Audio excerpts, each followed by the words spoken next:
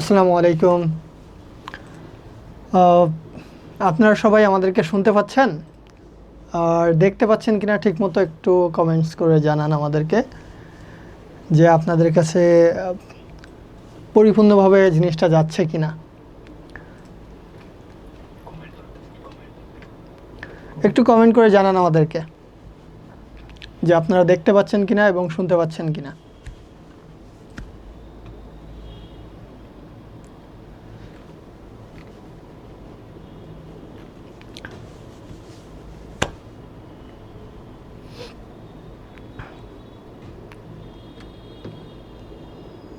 আমরা এখনো পর্যন্ত কারোর থেকে কোনো ফিডব্যাক পাইলাম না যে আসলে দেখা যাচ্ছে কিনা বা শোনা যাচ্ছে কিনা এক্স্যাক্টলি।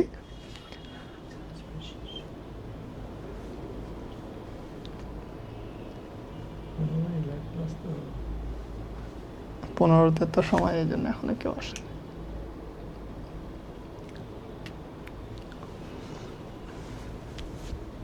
আমরা আরো একটু ওয়েট করি মনে হয়।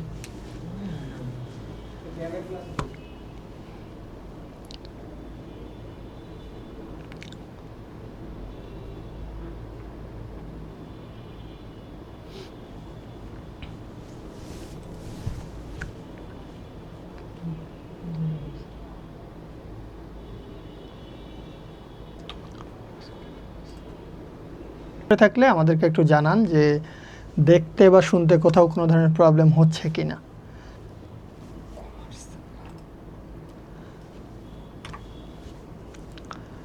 তবে আজকের ক্লাসটা অ্যাকাউন্টিংয়ের জন্য আপনাদের জন্য বলতে পারেন যে একবারে মাখায় দেওয়ার মতো একটা অবস্থা হতে যাচ্ছে।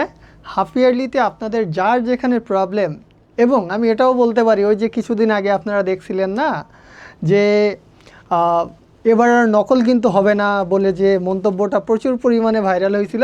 হ্যাঁ, নকল হবে না এটা সত্য, বাট আজকের ক্লাসে আমি যেটা করব সেটা হচ্ছে প্রশ্ন ফাঁস করে দিব। হাফ ইয়ারলি পরীক্ষায় কি কি প্রশ্ন আসতে পারে, কিভাবে আসতে পারে, কোন জায়গাগুলো থেকে আসতে পারে, পুরো সব জিনিসই ক্লিয়ার হবে আজকের ক্লাসে। সো আশা করি একবার শুরু থেকে শেষ পর্যন্ত সবাই থাকবেন। হ্যাঁ জানি না, আমি বুঝতে পারছি, সরি। আজকে আমাদের অ্যাকাউন্টিং ক্লাস আছে। ওয়ালাইকুম আসসালাম স্যার। আবরার, হ্যাঁ কানিস ফাতেমা, আমি আপনাদেরকে চিনতে পারছি। আমিন, আলামিন,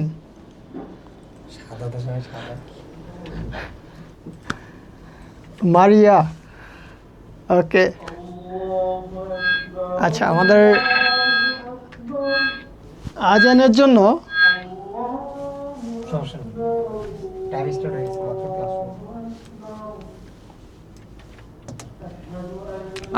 আমরা একটু ওয়েট করি। আপনারা কমেন্টস করতে থাকেন, আমরা কমেন্টসগুলো একটু দেখতে থাকি তার ভেতরে। আর আপনারা হচ্ছে একটু কষ্ট করে শেয়ার করে রাখেন, এটা শেয়ার করে রাখলে আপনাদেরই উপকার হবে। সাদাত চলে আসছেন, ওকে। মামুন চলে আসছেন, ভেরি গুড। ওয়ালাইকুম আসসালাম সবাইকে। আজানটা শেষ হোক।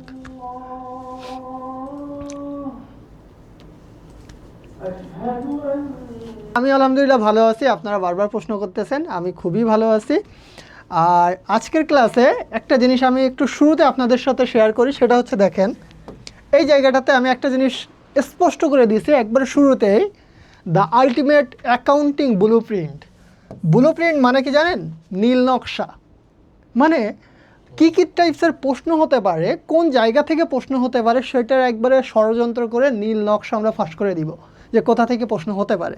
সাথে সাথে আমরা মেইন কোন কাজগুলো করলে আমাদের অ্যাকাউন্টিংয়ের বেসিক টু অ্যাডভান্স পুরোটা শেষ হয়ে যাবে, রিভিশন দিতে পারবো, সব কিছু আজকের ক্লাসে শেয়ার করা হবে।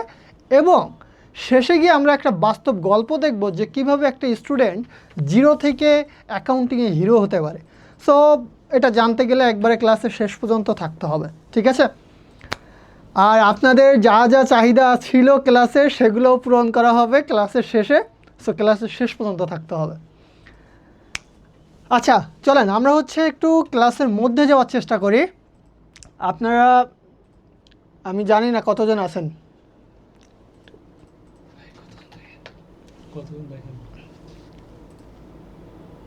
কতজন আছে? এটা দেখেন, মাত্র এতজন কেন? এইটা তো আমার এক ক্লাসের স্টুডেন্টও না, তাহলে বাকিরা কোথায়? ওদেরকে টেনে নিয়ে আসেন, প্রয়োজন হইলে ওদের হচ্ছে ইনবক্সের ভেতরে শেয়ার করে দেন যে ওরা যাতে আজকে এখানে আসে, নাহলে নেক্সট ইন ক্লাসে খবর আছে সবগুলোর। সো আসেন আমরা আজকে আসলে কোন কোন বিষয়গুলো নিয়ে আলোচনা করব। আমাদের আসলে কথা বলতে হবে কোন জিনিসগুলো নিয়ে, একবারে ধারাবাহিকভাবে আমি সেই জিনিসগুলোকে আপনাদের সামনে উপস্থাপন করব। আপনি অ্যাকাউন্টিং যদি বুঝতে চান, 2 ঘন্টার ক্লাসে অ্যাকাউন্টিংয়ের আর্থিক বিবরণীও শেষ হয় না। সো আমি রাস্তার হকারদের মতো আপনাদেরকে বলবো না যে এক ক্লাসে 0 থেকে হিরো বানিয়ে দিব, সম্ভব না।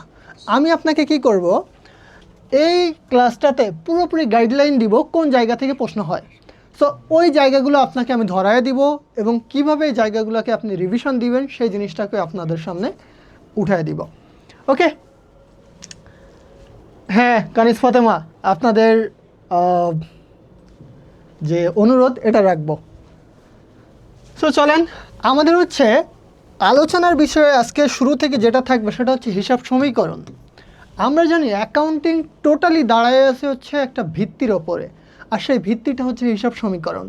হিসাব সমীকরণ ছাড়া টোটালি অ্যাকাউন্টিং জিরো, নাই, কিছু নাই। সো আমাদের শুরুটা হবে হিসাব সমীকরণ দিয়ে, তারপরে আমরা যাব ওই হিসাব সমীকরণের ভেতরে যে হিসাবের প্রকারভেদগুলো আছে ওই প্রকারভেদগুলোকে বুঝতে। তারপরে দেখব যে কোনটা বাড়লে আসলে বা কোনটা কমলে কি হয়, কেন ডেবিট হয়, কেন ক্রেডিট হয়, কার কারণে ডেবিট হয়, কার কারণে ক্রেডিট হয়। ওকে, এরপরে আমরা দেখব ঘটনার লেনদেনের ভেতরে বেসিক্যালি কি কি ধরনের পার্থক্য আছে, কোনটাকে ঘটনা বলে, কোনটাকে লেনদেন বলে, কোন টাইপসের ঘটনাগুলো পরীক্ষায় বারবার আসে। ইভেন আপনাকে আমি 5টা ঘটনা বলতে পারবো, যে 5টা ঘটনা বোর্ড পরীক্ষা থেকে শুরু করে হাফ ইয়ারলি, বার্ষিক, অর্ধবার্ষিক, টেস্ট, প্রি টেস্ট সকল জায়গায় আসে, তারপরে স্টুডেন্টরা ভুল করে। মানে এটা হচ্ছে মারাত্মক ধরনের একটা অপরাধ যে একই টাইপসের প্রশ্ন একই জিনিস বারবার আসার পরেও আপনারা সেই জিনিস ভুল করতেছেন। সো এটা করা যাবে না। ওকে, ফাতেমা খাতুন ধন্যবাদ। সোহানা, আপনি বিজ্ঞান বিভাগের হয়েও আমার ক্লাস করতে আসছেন, অনেক অনেক ধন্যবাদ আপনাকে। এরপরে আমরা একটু হিসাবের পরিচিতি সম্পর্কে দেখব যে আসলে কারোর বাড়িতে আমরা বিয়ের দাওয়াত খাইতে গেলে কি হয়, ওখানে পরিচয় করায় দেয় না, এটা তোমার মামা শ্বশুর, এটা তোমার খালা শ্বশুর, এটা তোমার শাশুড়ি, এই যে এগুলো পরিচয় করায় দেয়। সো আপনি যখন কোথাও যাবেন নতুন, সেখানে দায়িত্বটাই হচ্ছে আপনার সাথে পরিচয় করায় দেওয়া। ঠিক তেমনই আমাদের হিসাব বিজ্ঞানের ক্ষেত্রে আপনি যখন নতুন এখানে আসবেন তখন আমার দায়িত্ব হচ্ছে এই জিনিসগুলোর সাথে আপনাকে পরিচয় করিয়ে দেওয়া। ওকে, তারপরে চলেন আমরা হচ্ছে আসলে ডেবিট ক্রেডিটের ভেতরে রহস্যটা কী সেটা দেখার চেষ্টা করব। যে জিনিসটাতে বেশিরভাগ স্টুডেন্ট ভয় পায় সেই জায়গাগুলোকে আপনাদের সামনে ক্লিয়ার করব। দেন 7th নাম্বারে যে জিনিসটাকে আমরা রাখছি সেটা হচ্ছে 100% কমন পড়ার নিশ্চয়তা সম্পন্ন প্রশ্ন। দেখেন, আমি তো এখানে এই যে 100% কথাটা বারবার বলতেছি, কেন বলতেছি? আপনাদের অর্ধবার্ষিক পরীক্ষার পরে আপনারা আমার কাছে প্রশ্ন পাঠাবেন, এই ফাইলটা তো আপনাদের কাছেও থাকবে, ভিডিওটাও রেকর্ডিং থাকবে, আমি আপনাদের কোশ্চেনের সাথে মিলাই দিব যে 100% কমন আসছে কিনা। সো আমি হচ্ছে চ্যালেঞ্জ নিয়ে বলতেছি, যা দেওয়া থাকবে 100% কোশ্চেন কমন আসবে, শুধুমাত্র আপনাকে আপনার বেসিক জায়গাটা স্ট্রং করতে হবে। ওকে, এরপরে হচ্ছে একটা বাস্তব গল্প আপনাদের সামনে উপস্থাপন করব, আসলে কিভাবে ব্যক্তির ভেতরে পরিবর্তনগুলো আসে, কিভাবে একজন ছেলে বা একজন মেয়ে অ্যাকাউন্টিংয়ে ফেল করার পরেও সেখান থেকে কামব্যাক করতে পারে, এবং শুধু কামব্যাক না, সে অ্যাকাউন্টিংয়ে টপ মার্কস পাইতে পারে। সো পুরো ঘটনাটাই হচ্ছে আপনাদের সামনে আমরা উপস্থাপন করব। ওকে, আপনাকে আমি চিনে রাখলাম, আপনি হচ্ছে ফাহমিদা। এই আপনাদেরকে আমি ভুলে যাব কেন? আপনাদেরকে ভোলা যায়? আপনাদেরকে ভুলি নাই আমি। ওয়ালাইকুম আসসালাম। ওকে তিশা, ধন্যবাদ। দেখি আর কার কি কমেন্টস করার দরকার আছে করেন। ব্রাজিলরা তো আজকে প্রচুর লেভেলের খুশি, সকালবেলা 3 পিস দিয়ে আসছে, তারা প্রচুর লেভেলে খুশি। ওইদিকে আর্জেন্টিনা 3 পিস দিয়ে রাখছে, তারাও খুশি। মানে আপনারাও খুশি, আমরাও খুশি, এরকম একটা অবস্থা, তাই না? সারু, চিনছি আপনারে। ওকে, তার মানে আপনারা হচ্ছে সবাই মিলে প্রচুর পরিমাণে খুশি আছেন যে আপনাদের টিম, আর আমি যতটুকু জানি যে আপনারা হচ্ছে সব ব্রাজিল আর্জেন্টিনার মানুষজন এখানে আছেন, আপনারা সবাই হচ্ছে খুশি। হ্যাঁ আবরার বলেন। সিয়াম ভুলি নাই, কাউকেই ভুলি নাই। আচ্ছা ভুলতে দিয়েন না। চলেন আমরা হচ্ছে একটু ধাপে ধাপে ক্লাসের মধ্যে ঢোকার চেষ্টা করি। একবারে বোরিংভাবে পড়বো না, একটু ধাপে ধাপে যাওয়ার চেষ্টা করব। শুরু করি ক্লাসের মেইন টপিকস দিয়ে। আমি আসলে কোনো দল করি না, আমি হচ্ছে হাসুর দল, ঠিক আছে? সো চলেন, হিসাব সমীকরণ জিনিসটা হচ্ছে আমাদের অ্যাকাউন্টিংয়ের বেজ। আমরা জানি হিসাব সমীকরণটা হচ্ছে দাঁড়ায় আছে কিসের ওপরে? এ সমান এল প্লাস ওই, তাই তো? এই জিনিসটা হচ্ছে আমাদের মেইন, অর্থাৎ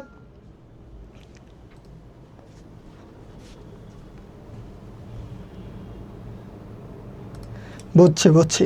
আর কার কোথায় অ্যাকাউন্টিংয়ের সমস্যা হয় সবগুলা একটু জানায় দিয়েন যে কার কোথায় সমস্যা হচ্ছে বা কোন পয়েন্টগুলোতে সমস্যা হয়, তাহলে আমি সেই জিনিসগুলো নিয়েও ক্লাসের মধ্যে কথা বলতে পারবো, ঠিক আছে? ওকে, তাহলে চলেন আমাদের হচ্ছে হিসাব সমীকরণের, আমরা জানি হিসাব সমীকরণটা হচ্ছে এ ইকুয়ালস টু এল প্লাস ওই। এইখানে হচ্ছে এই ওইয়ের আবার ভাগ করা যায়, অর্থাৎ ওইকে আমরা জানি হচ্ছে এটার ভেতরে বাচ্চা কাচ্চা আছে। ওইয়ের ভেতরে কি আছে এটাকে যদি আমরা ভাঙি, সি প্লাস আর মাইনাস এক্স মাইনাস বি। এখন এইগুলো তো ফুল মিনিং আপনার জানার কথা, যেহেতু হাফ ইয়ারলি আপনাদের সামনে চলে আসছে। এগুলো তো পুরোপুরিভাবে আপনাদের এখন পারার কথা, না পারাটা হচ্ছে অন্যায়। আমরা জানি কি এ হচ্ছে আমাদের জন্য সম্পদ বা অ্যাসেট, এলটা আমাদের জন্য কি দায় বা লায়াবিলিটি,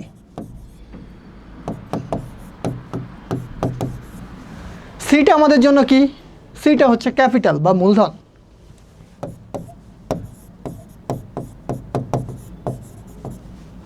আরটা আমাদের জন্য কি রেভিনিউ বা ইনকাম। ই এক্স, এই এক্স হচ্ছে কারোর প্রাক্তন না, আমাদের দেশের x president, x prime minister, আমরা অনেক সময় এক্স বলতে প্রাক্তনকে বুঝি, এক্স। এই এক্স সেই এক্স না, বুঝছেন? এই এক্সটা হচ্ছে এক্সপেন্ডিচার।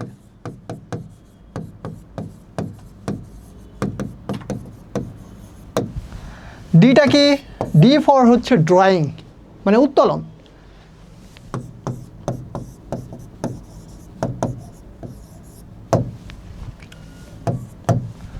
এখন দেখেন এইটা ছিল হচ্ছে আমাদের বেসিক জায়গা, যে কোনোটা সম্পদ, কোনোটা হচ্ছে আমাদের জন্য মূলধন, কোনোটা আয়, কোনোটা ব্যয়। এটাই হচ্ছে আমাদের মেইন হিসাব সমীকরণের জায়গাটা। তো আশা করি আপনারা যেহেতু সবাই হাফ ইয়ারলি প্রিপারেশন নিয়ে ফেলছেন, এই সম্পর্কে আপনারা খুব ভালো ধারণা আপনাদের আছে। ওকে, তাহলে আমাদের মেইন যে কথাটা ছিল সেটা শেষ। এইখানে কারোর কোনো ধরনের কোশ্চেন আছে কিনা বলেন তো?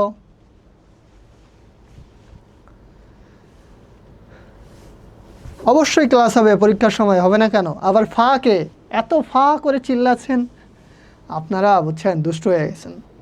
বলেন এখানে কারো কোনো ধরনের প্রবলেম আছে কি না? এক্সামে না আসলে সেটার রেসপন্সিবিলিটি তো আমার, লাইভে আছি, রেকর্ডেডও থাকবে। সো চেষ্টা মানে কোনো ধরনের চিন্তা করেন না।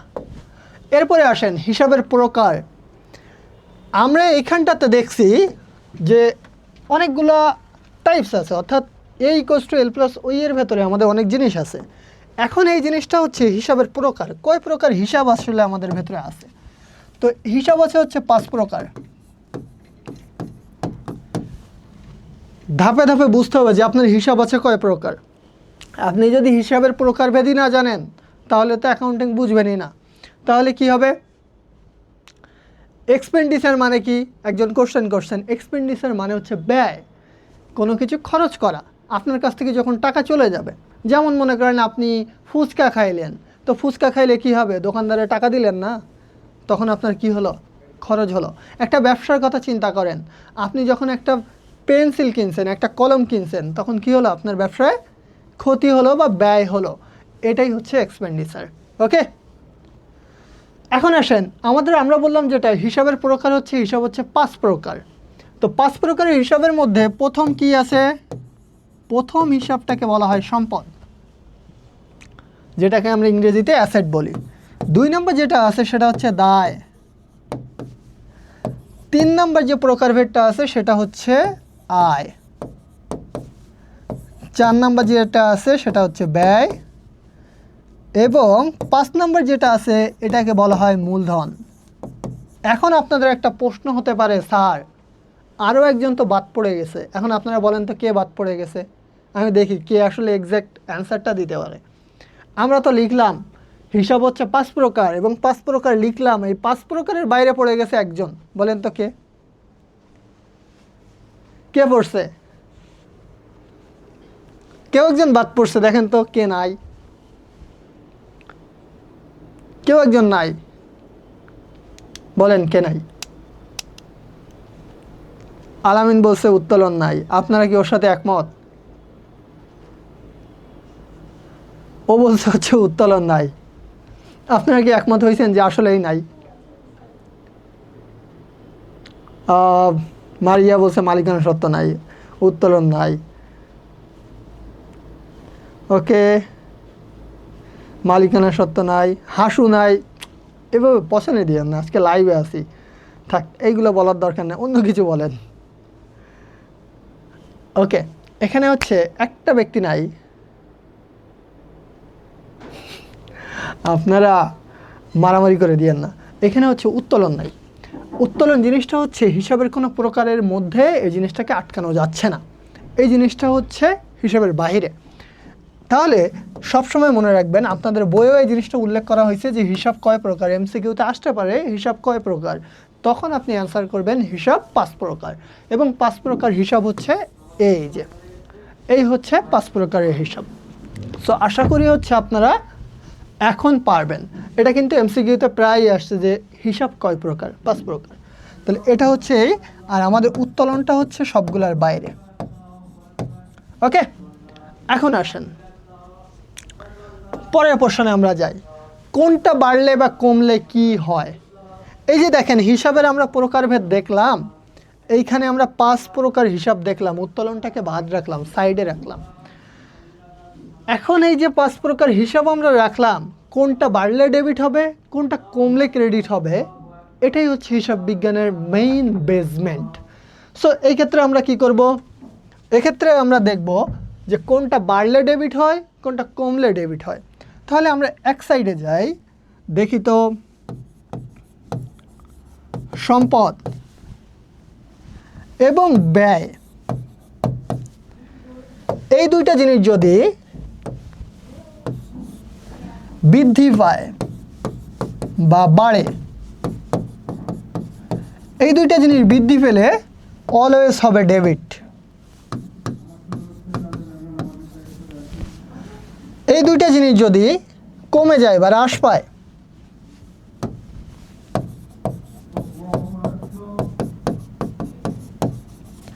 তাহলে হবে ক্রেডিট।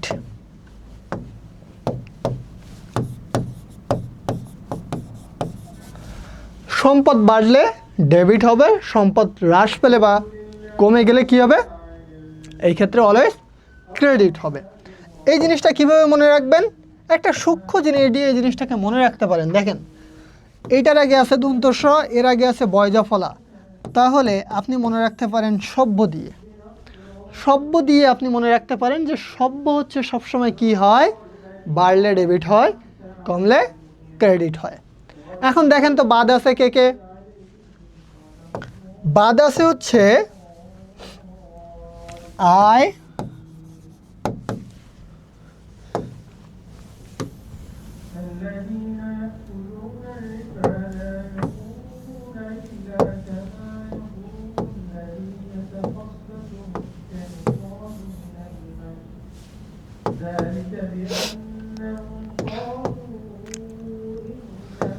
এই ক্ষেত্রে দেখেন আমাদের এই সাইডে আছে হচ্ছে আয়, দায় আর হচ্ছে মূলধন।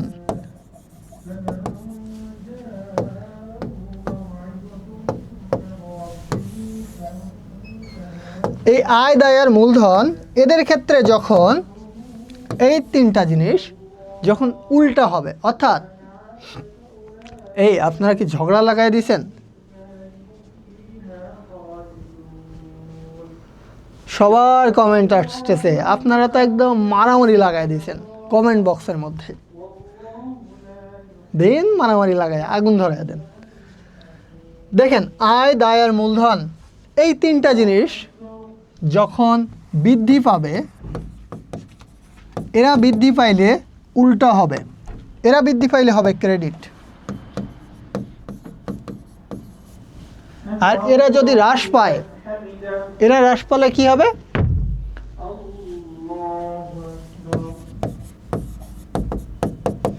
এরা হ্রাস পাইলে হবে ডেবিট।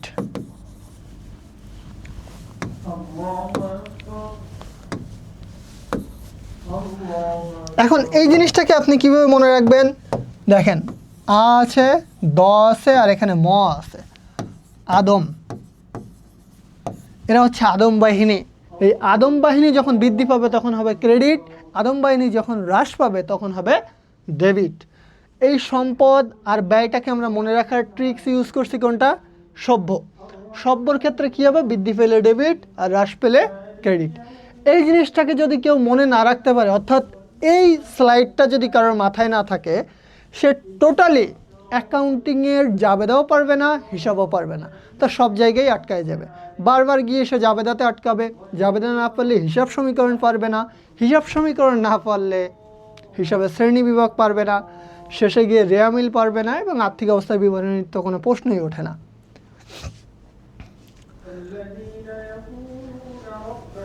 তাই বলে মারামারি করবেন? কেউ আবার কাউরে জানি মুড়ি খাওয়াচ্ছে, বাহ, দেন খাওয়ায়। ওকে, বলেন এইখানে কারো কোনো ধরনের কোশ্চেন আছে কিনা, বা আপনাদের কোনো জায়গায় কোনো প্রবলেম এখনও মনে হচ্ছে কিনা এই জায়গাটাতে, থাকলে আমাকে বলেন।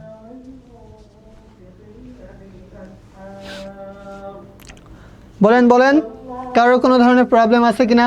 মারামারি খুনসুটি বাদ দিয়ে এখানে বলেন যে কারোর কোনো ধরনের প্রবলেম আছে কিনা।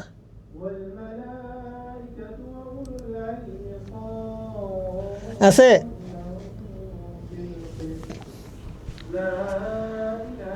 আমি বেঁচে আছি, আপনারা বলেন কারোর প্রবলেম আছে কিনা।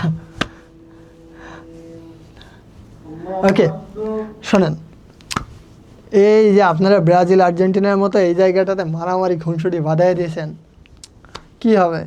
এত মারামারি খুনসুটি করে কাপটা যদি আপনারা নাই পান, লাভ আছে? কোনো লাভ নাই। ওকে, কাপ আপনারা নিয়ে আসেন, আমি দেখতে যাব একটু।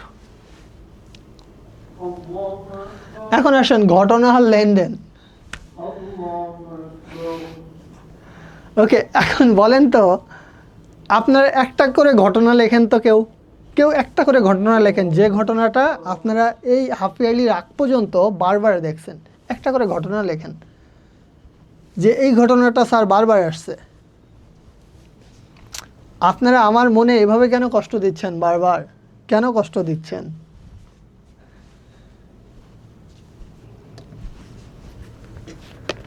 মূলধন তো লিখে দিলাম স্যার, কি হবে?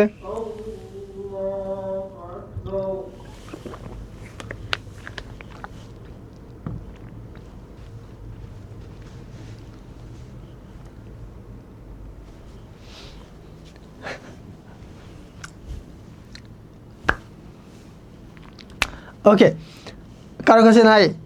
চলেন তাহলে আমরা একটু দেখি ঘটনা আর লেনদেনের ভেতরে বেসিক যে জিনিসটা, সেটা হচ্ছে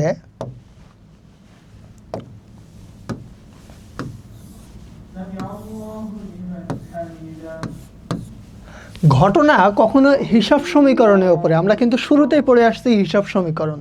সো আপনারা পারেন না, দেখেননি, বোঝেননি, এরকম কোনো কিছু বলার সুযোগ নেই। সো ঘটনা কখনো হিসাব সমীকরণের উপরে প্রভাব ফেলবে না।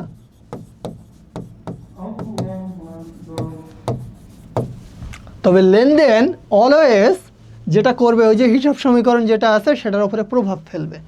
তার মানে এটা প্রভাব ফেলবে।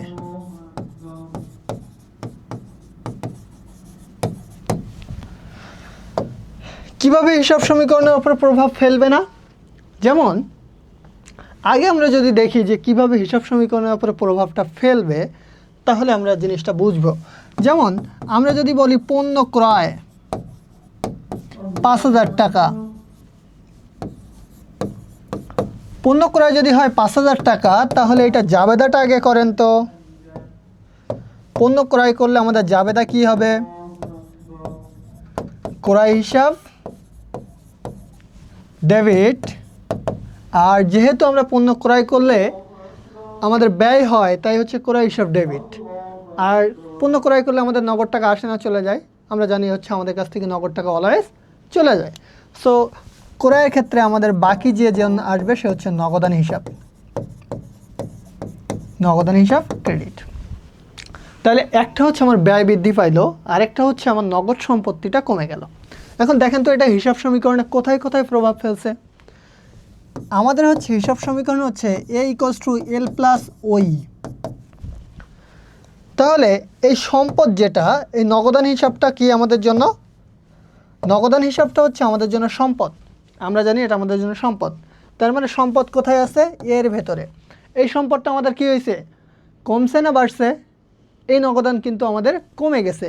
কেন কমছে দেখেন, এইখানে কিন্তু আমি বলে আসছিলাম যে সম্পদ কমলে কি হয়? ক্রেডিট হয়। তো নগদানটা আমাদের জন্য কি? নগদানটা হচ্ছে আমাদের জন্য সম্পদ। তো ওই সম্পদ যেহেতু কমে গেছে তাই ক্রেডিট। কমলে আমরা ওটাকে কি হিসেবে লিখব?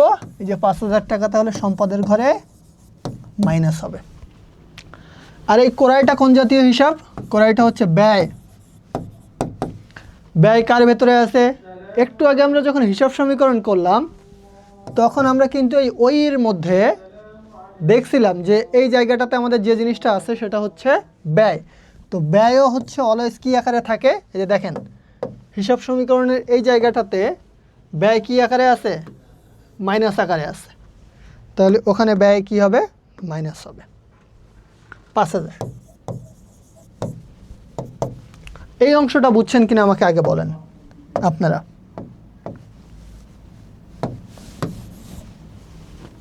এই পর্যন্ত সবার কাছে ক্লিয়ার? মারামারি করে একবারে এলাকার সব মানুষে জাগায় দিল এরা। বলেন এই পর্যন্ত সবাই বুঝছেন কিনা? সবাই ক্লিয়ার হয়েছেন এই অংশটা? স্যারেরা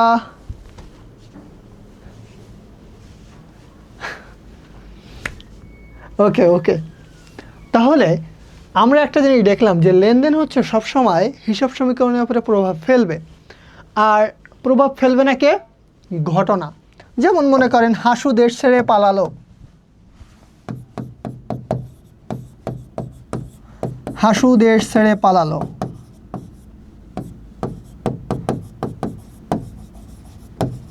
এখন হাসু যে দেশ ছেড়ে পালাইছে এইটার কারণে কি আমার হিসাব সমীকরণের উপরে কোনো প্রভাব ফেলছে?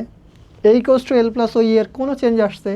আমার কি একটা সম্পদ বাড়ছে তাই কমছে, নাকি ওনার সিকিউরিটি বাড়ছে বা কমছে? ওকে, আমি কমেন্টস নিচ্ছি, এটা শেষ করে সবার কমেন্টস আবার পড়ব, ঠিক আছে? এখন দেখেন এই যে হাসু দেশ ছেড়ে পালালো, এটা আমার হিসাব সমীকরণের উপরে কোনো ধরনের প্রভাব ফেলে নাই। যেহেতু কোনো ধরনের প্রভাব ফেলে নাই, তাই এটা কি না? এটা হচ্ছে লেনদেন না। এখন নর্মালি যে কিছু কিছু ঘটনা আছে, যে ঘটনাগুলো বারবারই হচ্ছে আমাদের পরীক্ষার ক্ষেত্রে রিপিট হয়, এই জিনিসগুলো আমাদেরকে একটু জানতে হবে খুব ভালো মতো। ওকে, তার আগে আমরা একটু দেখি যে হচ্ছে আপনাদের কমেন্ট বক্সে আপনারা কি পাগল হয়ে গেছেন সবাই, একটু দেখি। বলেন কি, কার কি প্রশ্ন আছে সেটা একটু আমি জানতে চাই। কারো প্রশ্ন আছে?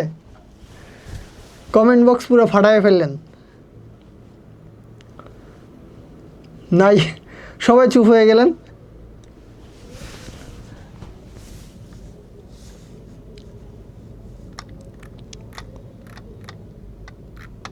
নাই, কারোরটাই নাই।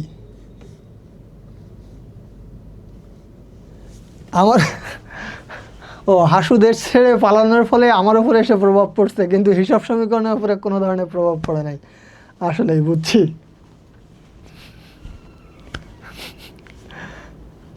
ওকে, ঠিক আছে। দেখেন তাহলে আমাদের ক্ষেত্রে আমাদের প্রশ্নে কিছু ঘটনা আছে যেগুলো আমাদের পরীক্ষায় ম্যান্ডেটরি আসবে। একবারে নোট করে রাখতে পারেন যে আমি যে কয়টা বলবো সেই কয়টার বাইরে আর কোনোটাই আসবে না।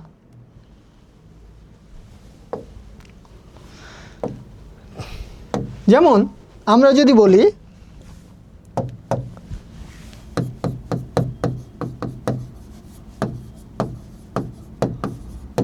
পণ্য ক্রয়ের ফরমায়েশ প্রদান,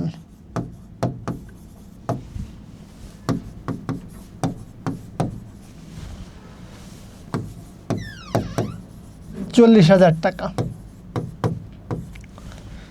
ফরমায়েশ মানে কি স্যারেরা? ফরমায়েশ শব্দের অর্থ কি আমাকে বলেন তো, ফরমায়েশ মানে কি?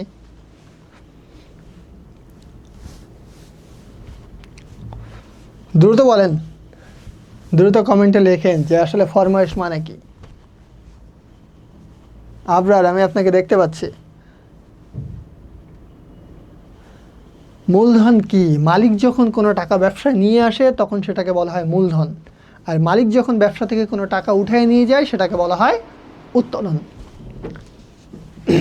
ওকে, তার মানে ফরমায়েশ মানে কি? আমরা ফরমায়েশ মানে হচ্ছে দেখলাম, ফরমায়েশ মানে হচ্ছে অর্ডার করা।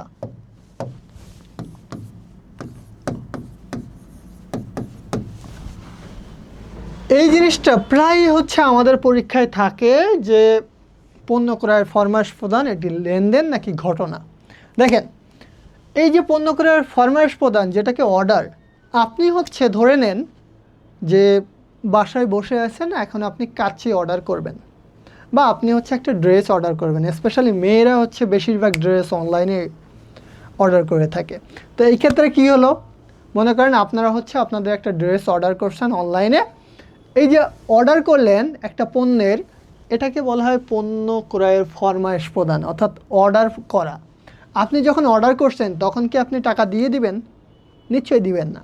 কারণ হচ্ছে ওই প্রোডাক্টটা আপনার কাছে যখন আসবে এমন হতে পারে ওই প্রোডাক্টটা আপনার পছন্দ হয় নাই, বা ওরা অনলাইনে যেভাবে দেখাইছে আপনি সেম টু সেম পান নাই। হতে পারে আপনার কাছে যখন আসছে রং চটা, হতে পারে আপনার কাছে যখন আসছে তখন হচ্ছে ওর সাইজ ছোটো হয়ে গেছে, এই কারণে আপনি ওটাকে ব্যাক দিতে পারেন। তাই নর্মালি যেটা হয় যে এই ক্ষেত্রে আমরা নর্মালি যেটা করে থাকি, আগে থেকে টাকার লেনদেন করি না। যেহেতু আগে থেকে টাকার লেনদেন করি না, তাই এইটা হিসাব সমীকরণে কোনো অংশের ওপরে প্রভাব ফেলে না।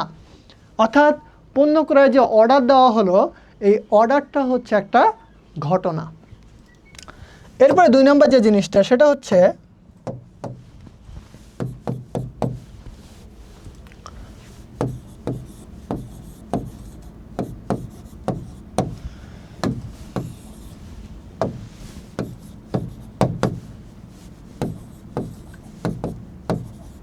ব্যবসায়িক কর্মচারী অথবা ম্যানেজার নিয়োগ।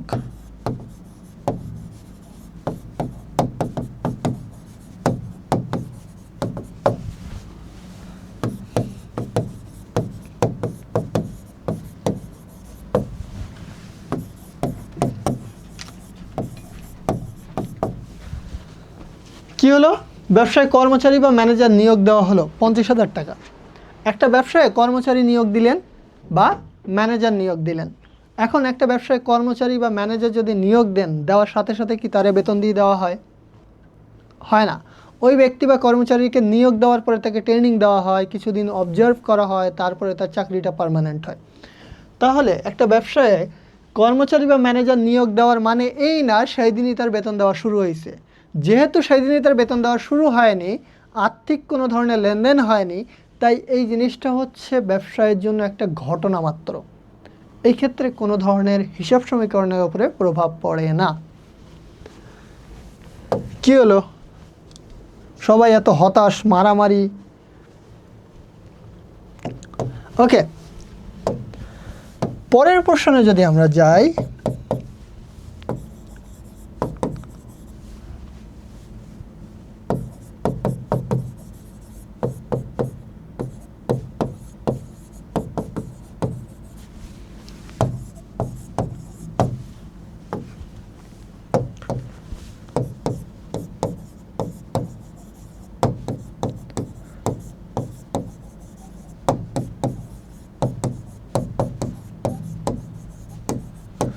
মালিক হচ্ছে নিজস্ব যে তহবিল আছে, অর্থাৎ মালিক নিজের পকেট থেকে তার ছেলের স্কুলের বেতন দিলেন। মালিক যদি নিজের পকেট থেকে ছেলের স্কুলের বেতন দেয়, সেক্ষেত্রে ব্যবসায়ের উপরে তো কোনো ধরনের প্রভাব পড়বে না। মালিক নিজের পকেট থেকে যারা ইচ্ছা তারা টাকা দিতে পারে, এটা তার নিজস্ব জীবন বা ব্যক্তিগত জীবন। এই ক্ষেত্রে ব্যবসায়ের উপর কোনো ধরনের প্রভাব পড়ে না। সো মালিক নিজস্ব তহবিল হতে যেটাই করুক না কেন সেটা অলওয়েজ হবে ঘটনা। এই 3 প্রকারের ঘটনা এই অধ্যায় থেকে যখন প্রশ্ন হবে, লেনদেন বা ঘটনা আলাদা করেন, তখন এই অংশ থেকে অবশ্যই প্রশ্ন হবে। সো এই 3টা ঘটনা আপনি একবারে মুখস্থ করে ফেলতে পারেন, এইখান থেকে প্রশ্ন মাস্ট আসবে। আর এই টাইপসের প্রশ্ন অবশ্যই আসবে। কারো কোনো ধরনের কোশ্চেন আছে এখানে? বলেন, কারো কোশ্চেন থাকলে করেন।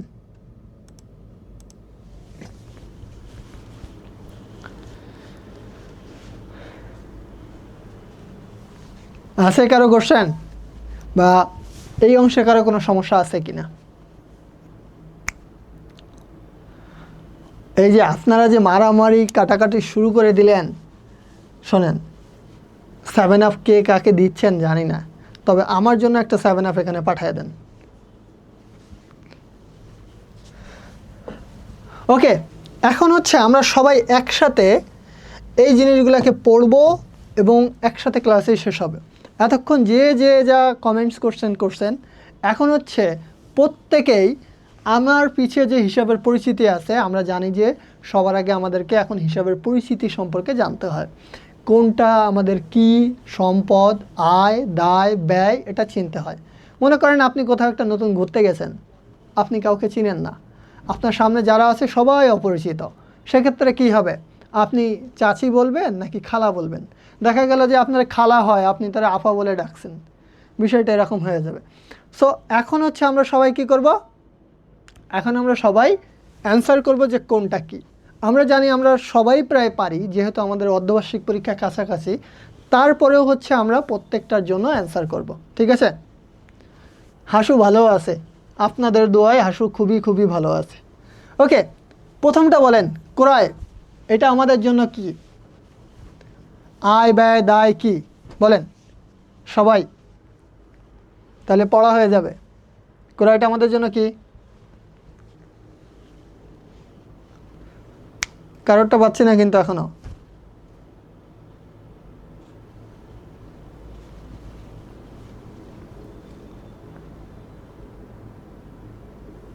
ক্রয় আমাদের জন্য কি? কেউ বলল ব্যয়, বাকিদের ক্রয়।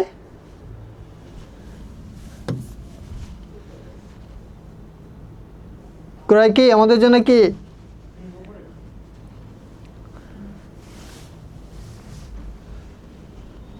বলেন। আপনার কমেন্টস আমি পড়তেছি, খুন লাগলে আপনি আমার গুলি করবেন। ওকে, ঠিক আছে। ওকে, এক্সপেন্স। ওকে, তাহলে ক্রয়টা হচ্ছে আমাদের জন্য ব্যয়। কারণটা হচ্ছে আমরা যখন ক্রয় করি কোনো কিছু, তখন হচ্ছে আমাদের কাছ থেকে নগদ টাকা চলে যায়, আমাদের খরচ হয়ে যায়। সো ক্রয়টা হচ্ছে আমাদের জন্য ব্যয়। বিক্রয় আমাদের জন্য কি? বলেন, বিক্রয়টা আমাদের জন্য কি? তাহলে ক্রয় যদি ব্যয় হয়, বিক্রয়টা কি হবে?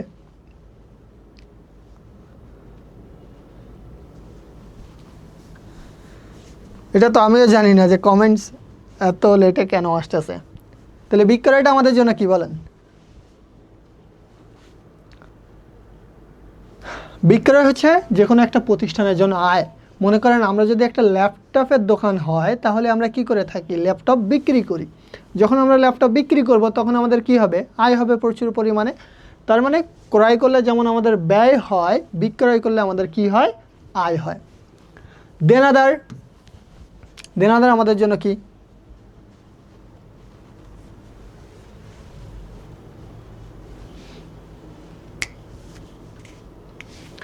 এখন আসেন, আপনাদের কমেন্টস হয়তো সবার একটু লেট করে আসতেছে, আমিও বুঝতেছি যে অনেকেরই হচ্ছে লেট করে আসতেছে। সো দেনাদারটা আমাদের জন্য কি?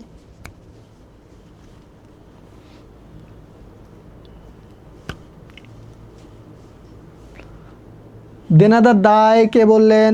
দেনাদার দায় হয়? ভেবে চিনতে সময় নিয়ে বলেন। দেনাদার আমাদের জন্য কি?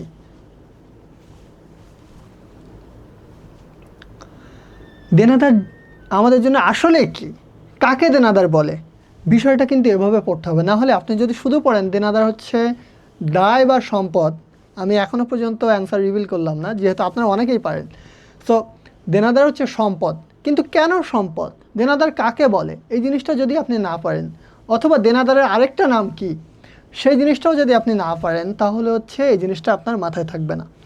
দেনাদার হচ্ছে, মনে করেন আপনি যার কাছে বাকিতে কোনো পণ্য বিক্রি করছেন, বাকিতে বিক্রি করছেন,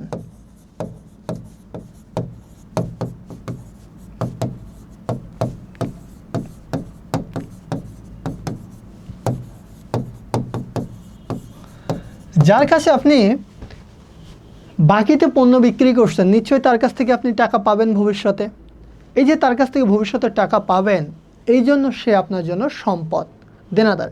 এখন বলেন তো, এই যে দেনাদার, দেনাদারের আরেক নাম কি? প্রায় কিন্তু বইগুলোতে আমরা দেখছি রিয়ামিলের ক্ষেত্রে বারবার আসে ঘুরে ফিরে যে দেনাদারের আরেকটা নাম ব্যবহার করা হয়। এই যে এখন আমরা দেনাদার বলে বলে চিল্লাচ্ছি, তখন একটু নামটা ঘুরে আসে, আপনারা আর কেউ পারেন না। সো এখন একটু বলেন তো দেনাদারের আরেক নাম কি? হ্যাঁ, আমি সবাইকে অনেক অনেক ধন্যবাদ যে সবাই বলছেন সম্পদ। ওকে, এখন বলেন দেনাদারের আরেকটা নাম কি? সো দেনাদারের যে নামটা আরেকটা নাম আছে, সেই নামটা কি, এটা একটু আমাকে বলেন। ভেরি গুড, সিয়াম হোসেন। সিয়াম বলছে, বাকিরা বলেন দেখি দেনাদারের আরেক নাম কি?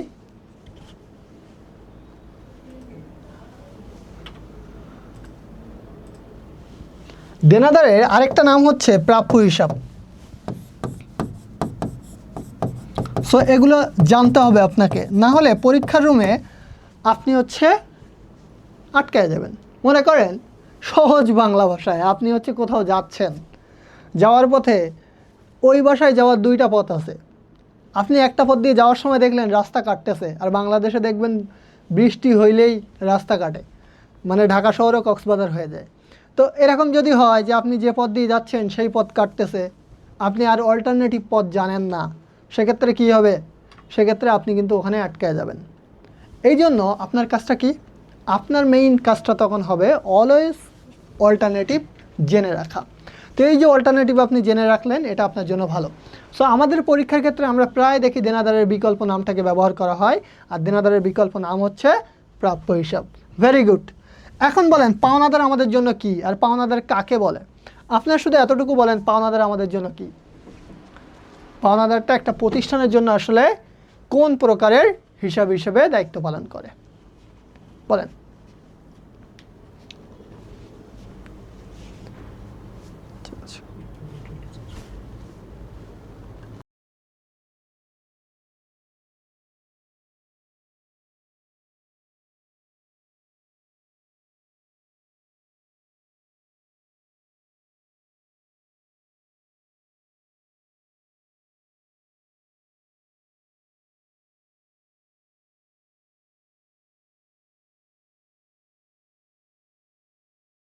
ওকে, তাহলে পাওনাদারটা হচ্ছে আমাদের জন্য কি? পাওনাদার হচ্ছে, আমি আপনাদের সবার কমেন্টসই পড়তেছি, সবার কমেন্টস হচ্ছে আমার সামনে একবারে স্পষ্ট, খুব বড় আকারে আছে মনিটরে। সো আমি সবারটাই দেখতে পাচ্ছি, বাট সবাইকে নাম ধরে ধরে তো আমি বলতে পারতেছি না, এই জন্য। ওকে, তাহলে আমরা জানি পাওনাদার হচ্ছে দায়। পাওনাদার কেন দায়? কারণ হচ্ছে আপনি কারোর থেকে যখন বাকিতে কোনো কিছু কিনবেন, তখন ভবিষ্যতে আপনার কি করতে হবে? তাকে টাকা পরিশোধ করতে হবে না? তো ভবিষ্যতে যাকে টাকা পরিশোধ করতেই হবে তাকে বলা হয় পাওনাদার। এখন বলেন পাওনাদারের আরেকটা নাম কি? আসতেছে মারিয়া, সবার কমেন্টসে আমি দেখতেছি। ওকে, পাওনাদারের আরেক নাম কি তাহলে বলেন তো? অন্ধকারে না, আমি আসি, বলেন পাওনাদারের আরেক নাম কি?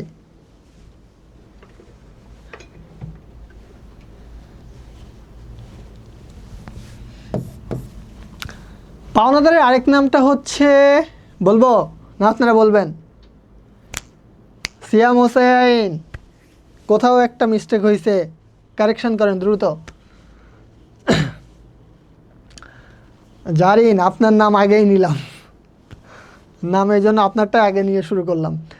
রাহিম মামুন, প্রশ্ন করেন, আবার করেন, দেখতে পাই নাই। স্যার আগেই বলি, পাওনাদার হচ্ছে আমাদের জন্য দায়, এটা সম্পদ না। পাওনাদার দায়, আর এইটার আরেকটা নাম বা বিকল্প নাম হচ্ছে প্রদেয় হিসাব।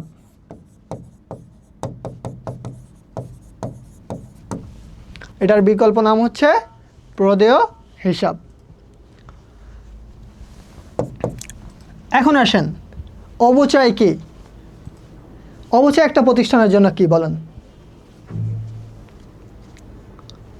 কে ক্লাস করবে না? আমি সবার কমেন্টসই দেখতেছি, কে আবার আমাকে গ্রুপে রোস্ট করবে। ওকে, আমি সবারটাই দেখতেছি, বাট সবার নাম ধরে ধরে তো বলা সম্ভব না।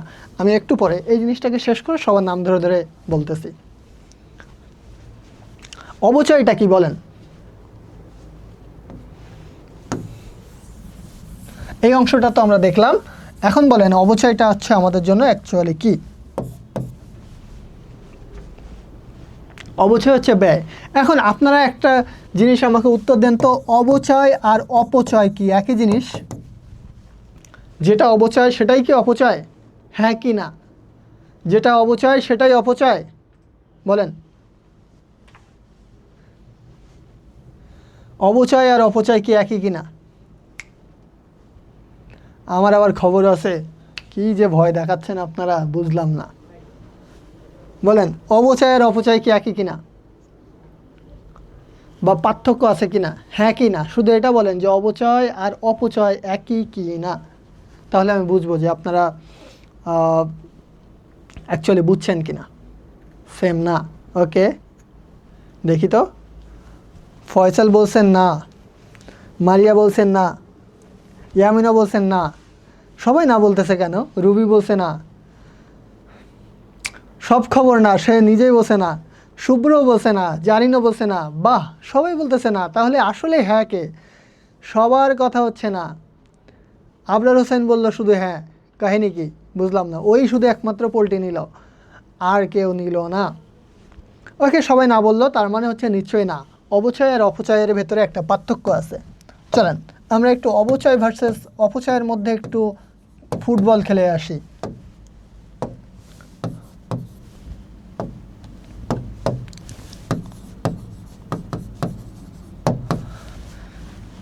অবচয়টা কি?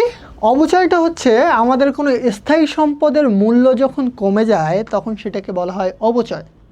অর্থাৎ আমার একটা বিল্ডিং আজকে আছে, ওই বিল্ডিংটার ভ্যালু যখন আস্তে আস্তে কমে যাবে বা মূল্য কমে যাবে, সেটা হচ্ছে অবচয়। যেমন আমার একটা, মনে করেন, বা আপনাদের কারো একটা বাইক আছে বা একটা প্রাইভেট কার আছে। আপনাদের যে কারোর বাইক বা প্রাইভেট কার আছে, এই বাইক বা প্রাইভেট কারটার মূল্য কিন্তু দিন দিন কমে যায়। এই যে দিন দিন মূল্য কমে যায়, এটাকে বলা হয় অবচয়।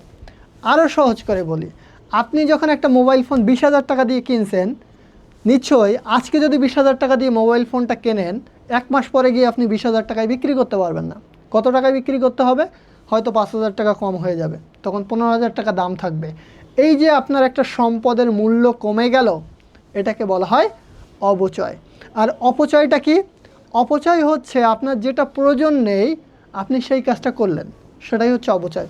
জীবনের যে কোনো অংশে আপনার এখন রিলস দেখার দরকার নেই, আপনি রিলস দেখে সময়টা নষ্ট করলেন, এটা হচ্ছে অপচয়। আপনার মনে করেন পানি দরকার 1 বালতি, আপনি 4 বালতি পানি ঢালিয়ে দিলেন, এটা হচ্ছে অপচয়। অর্থাৎ যেটার আপনার প্রয়োজন নেই, প্রয়োজনের অতিরিক্ত যখন কোনো কিছু করবেন জীবনে, সেটা হচ্ছে অপচয়। আর অবচয়টা কি? অবচয় হচ্ছে যখন কোনো স্থায়ী সম্পদের মূল্যটা দিন দিন কী হবে? কমে যাবে। ও আচ্ছা, বুশরা, ওকে, সরি। তাহলে আমাদের এই অংশ অবচয় পর্যন্ত ক্লিয়ার। এখন বলেন তো, অনাদায়ী পাওনা আমাদের জন্য কি? অনাদায়ী পাওনাটা আমাদের জন্য কি? এটা আমাদের প্রতিষ্ঠানের জন্য বা ব্যবসায়ের জন্য কি? আয়, ব্যয়, দায়, সম্পদ কোন টাইপসের?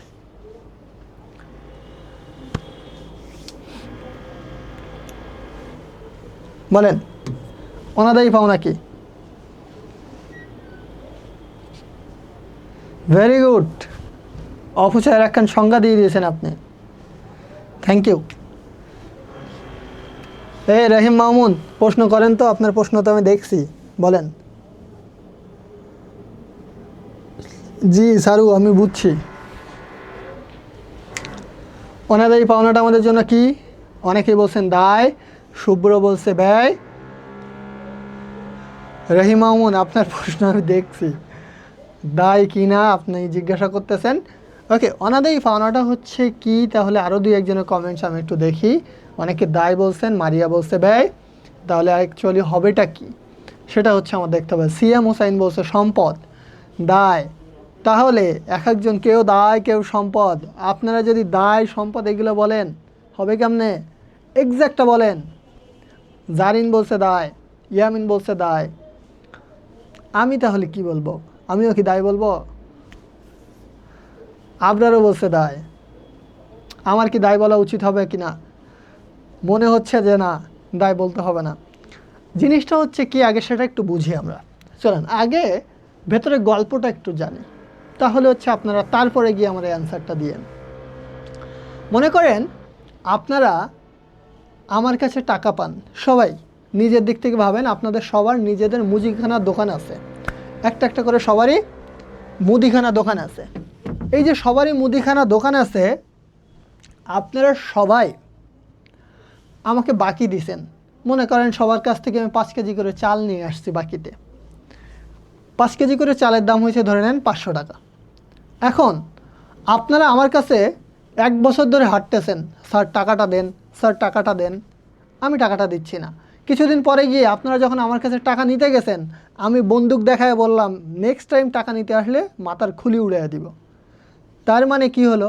আপনি ধরেই নিয়েছেন ওই টাকাটা আর আমার থেকে পাবেন না, রাইট? এই যে আপনি যাকে বাকিতে পণ্য বিক্রি করছিলেন, যার কাছে, তার কাছ থেকে যখন টাকা আদায় করা সম্ভব হয় না, তখন সেটাকে বলা হয় অনাদায়ী পাওনা। তাহলে এই অনাদায়ী পাওনাটা আমাদের জন্য কি? এটা হচ্ছে আমাদের জন্য ব্যয় বা ক্ষতি। কারণ হচ্ছে এই টাকাটা আপনি আদায় করতে আর পারবেন না। শুভ্র মজুমদার এখনই 500 টাকা চাওয়া শুরু করে দিছে যে স্যার 500 টাকা দেন। ওকে, আপনার 500 টাকা দিয়ে দেওয়া হবে, সমস্যা নাই। তার মানে অনাদায়ী পাওনাটা হচ্ছে আমাদের জন্য কি? এটা হচ্ছে আমাদের জন্য ব্যয়। এইবার এই অনাদায়ী পাওনার একটা অল্টারনেটিভ বা বিকল্প নাম আছে, যেটা প্রচুর পরিমাণে ফেমাস। ওই জিনিসটা বারবার আসে। সো সবাই বলেন তো দেখি, অনাদায়ী পাওনার আরেকটা নাম কি? এটা কিন্তু প্রায়ই আসে, বইয়ের সব জায়গায় আছে। সো বলেন, অনাদায়ী পাওনার আরেক নাম কি? দ্রুত বলেন, আমি আপনাদের সবার কিন্তু কমেন্টস দেখতেছি।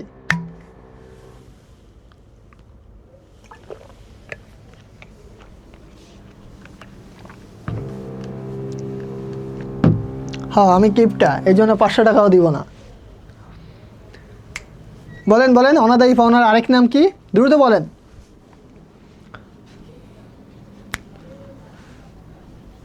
দেখি কারটা সঠিক হয়, কে পারে সবার আগে, কে পারে আমি দেখতে চাই। অনাদায়ী পাওনার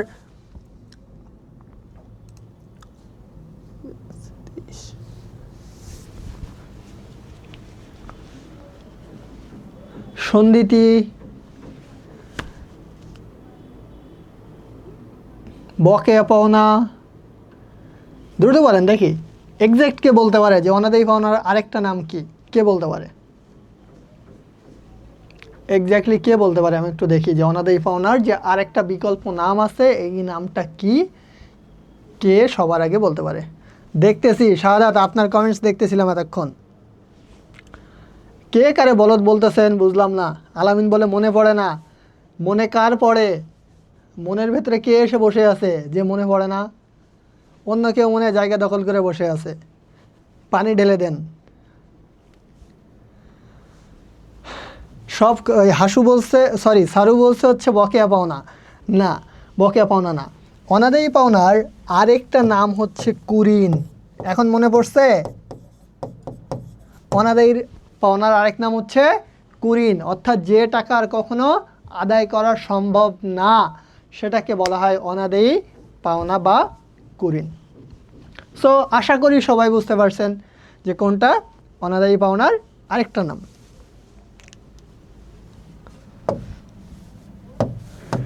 এখন বলেন ভাড়া কমিশন আর সুদ, যদি শুধু এটাই লেখা থাকে যে ভাড়া কমিশন বা সুদ, এইটার মানে কি আমরা দিয়েছি নাকি পেয়েছি সেটা বলেন তো। লেখা আছে ভাড়া কমিশন বা সুদ, এই ক্ষেত্রে কথা কি আমরা কি দিলাম নাকি পাইলাম, সেটা একটু আমাকে জানান যে আমরা অ্যাকচুয়ালি দিলাম নাকি পাইলাম।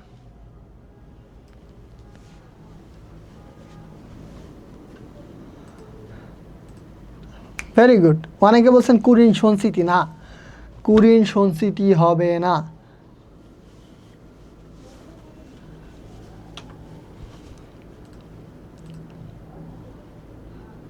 হ্যাঁ সিয়াম হোসেন বলছেন কুরিন, থ্যাংক ইউ সিয়াম। বলেন বলেন।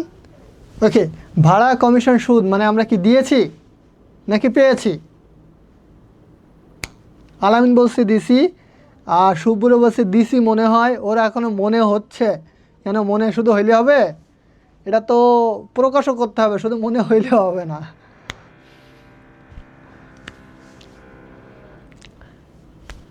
মারিয়া বলছে পেয়েছি। ইয়ামিন হচ্ছে মাঝখানে থাকতেছে নিরপেক্ষ, বলে কিছুই না। নিহাল বলে যে এটা হচ্ছে মুনাফিক। না না না, এখানে দেখলাম আমি একটা বড় অংশকে দেখতে পাচ্ছি যারা বলতে চাচ্ছে পেয়েছি, আর সিএম বলতে চাচ্ছে দিয়েছি বা দিতে হবে। তার মানে আপনাদের এখনও এই জায়গাটাতে কনফিউশন থেকে গেছে যে আমরা দিয়েছি না পেয়েছি। এই জায়গায় স্যার একবারে ক্লিয়ার করে দিই, ভাড়া কমিশন সুদ এই তিনটা জিনিস যদি শুধু এই নামেই থাকে, ভাড়া কমিশন সুদ, এইখানে কোনো কিছু উল্লেখ করা নাই মনে করেন, কোথাও বলে নাই পেয়েছি নাকি দিয়েছি, তাহলে অলওয়েজ মাথায় রাখবেন একে আমি দিয়েছি, এদেরকে আমি অলওয়েজ দিয়েছি, কখনো পেয়েছি ভাববেন না। আর যদি আমি ভাড়া কমিশন বা সুদ দিয়েই থাকি তাহলে এটা আমাদের জন্য কি ব্যয় না? এটা আমার প্রতিষ্ঠানের জন্য ব্যয়। সো ভাড়া কমিশন সুদ অলওয়েজ কী হবে? আমরা দিয়েছি। যেহেতু দিয়েছি, যদি আমরা ভাড়া দেই তার মানে হচ্ছে ব্যয়, কমিশন যদি দেই তার মানেও হচ্ছে ব্যয়, আবার যদি আমরা সুদও দেই সেটা হচ্ছে আমাদের জন্য ব্যয়। ওকে, তাহলে হচ্ছে আমি দেখলাম যে একটা বড় অংশের অ্যান্সার রাইট। কে জয়যুক্ত হলো, কে জয়যুক্ত হলো, কে জয়যুক্ত হলো নাকি?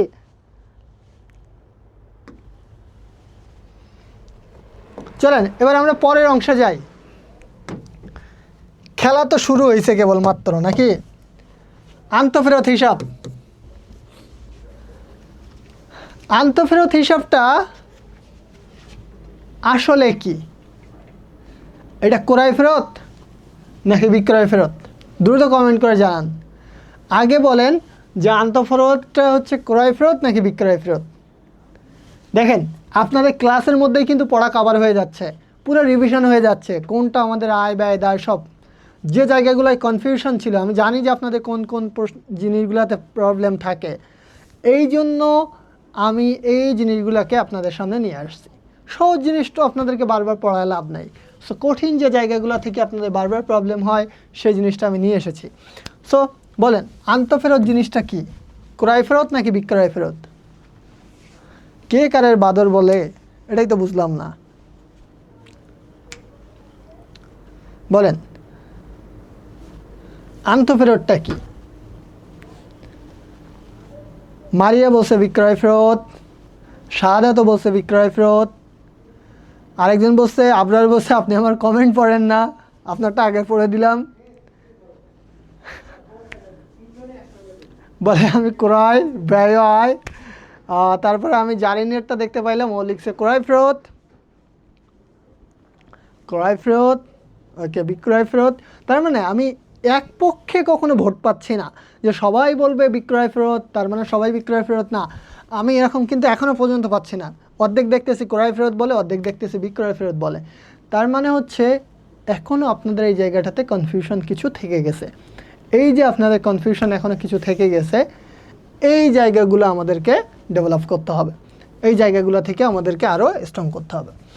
সো আন্তঃফেরত জিনিসটা কি চলেন আগে আমরা একটু দেখে আসি, ঠিক আছে? আন্ত মানে কি? ভাঙেন, শব্দটাকে একটু ভাঙেন তো। আন্ত মানে হচ্ছে আশা, এটা মাথায় রাখবেন। আন্ত মানে হচ্ছে আশা, আর ফেরত শব্দটাকে নেন, নিয়ে পিছে বসান। এখন এই জিনিসটা কি আসলো? এই জিনিসটা এক কথায় আসলো হচ্ছে ফেরত আসা। ফেরত কখন আসে? ফেরত তখনই আসে যখন আপনি বিক্রি করছেন।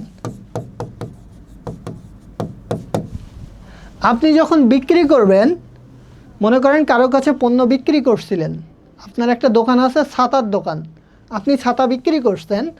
এখন এই যে ছাতা বিক্রি করলেন, ওই ছাতার ভেতরে মনে করেন কোথাও একটা শিক নষ্ট বা ছাতার হচ্ছে কোনো একটা জিনিস নষ্ট, এই কারণে আপনার কাছে ফেরত আসছে। এই যে ফেরত আসলো, ফেরত আসা, এটাকেই বলা হচ্ছে আন্তঃফেরত। তাহলে আন্তঃফেরতের আরেক নাম হচ্ছে বিক্রয় ফেরত। অর্থাৎ আপনি যখন পণ্য বিক্রি করছিলেন, আপনার পণ্যের ভেতরে ভেজাল থাকার কারণে ওই পণ্যটা কী আসছে? আপনার কাছে ফেরত আসছে। তাই এটাকে বলা হয় বিক্রয় ফেরত। সবাই ক্লিয়ার না? আবার কে কারে থাপড়ায় কিডনি লক করে ফেলে, বুঝলাম না। তাহলে এই যে বিক্রি করে ফেরত আসলো, এটা আমাদের জন্য কি? দেখেন, আমরা যখন বিক্রি করছিলাম তখন কিন্তু আমাদের আয় হয়েছিল, রাইট? যখন আমরা প্রোডাক্টটা বিক্রি করছি, ছাতা বিক্রি করছি, তখন হচ্ছে আমাদের আয় হয়েছিল। এখন যখন ওই প্রোডাক্টটা ফেরত আসতেছে, তখন এটা হচ্ছে আয়ের উল্টা। এটাকে বলা হয় আয় বিপরীত। অর্থাৎ আমার আয়টা কি হলো? কমে গেল, তাই এটাকে বলা হয় আয় বিপরীত। এখন বলেন তো বহি ফেরত আমাদের জন্য কি? বহি ফেরতটা কোন ফেরত তাহলে? এখন খুব সহজে পারার কথা। আবরার, হ্যাঁ বন্ধু হব, বলেন বই ফেরতটা কি এবার বলেন।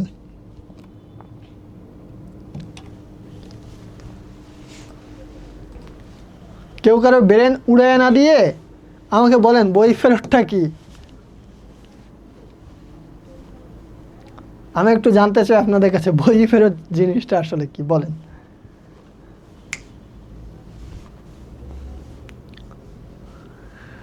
ক্রয় ফেরত না বিক্রয় ফেরত? এটা তো এখন পারার কথা। মারিয়া, আলামিন ওরা বলছে ক্রয় ফেরত, বাকিদের কি অবস্থা? কে কারে ধরতেছে কিছু বুঝলাম না।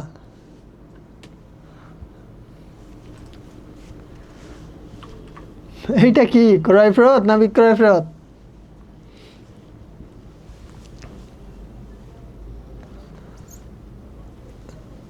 Very good. সিয়াম বলছে অন্য জিনিসপত্র ফেরত দিয়েছি। আর রহিম মামুন সবসময় হচ্ছে অনিরপেক্ষ থাকতেছে, জানি না।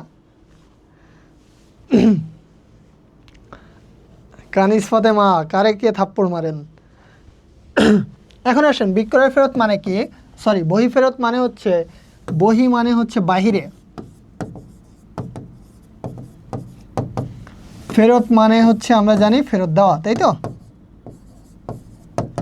ফেরতটা যখন বাহিরে চলে যায়, অর্থাৎ ফেরত যখন চলে যাচ্ছে আমাদের কাছ থেকে, তখন সেটা হয়ে যাচ্ছে বহি ফেরত।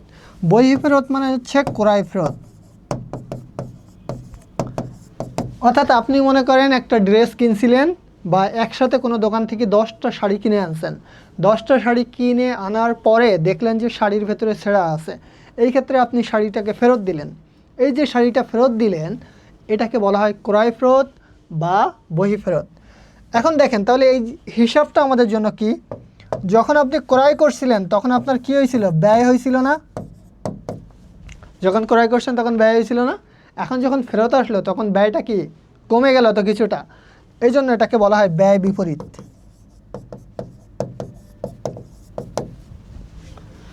আশা করি সবাই ক্লিয়ার হয়েছেন। এখন বলেন তো সুনাম আমাদের জন্য কি? সম্পদ, আয়, ব্যয়, দায়, এটা কি?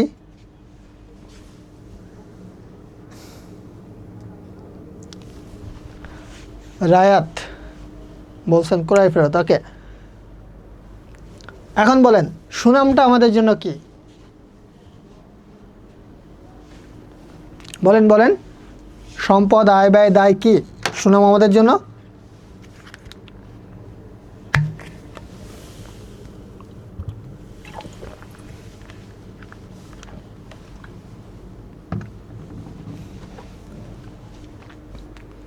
সুনাম আয়, সাদাত বলছে আয়, মারিয়া বলছে সম্পদ বা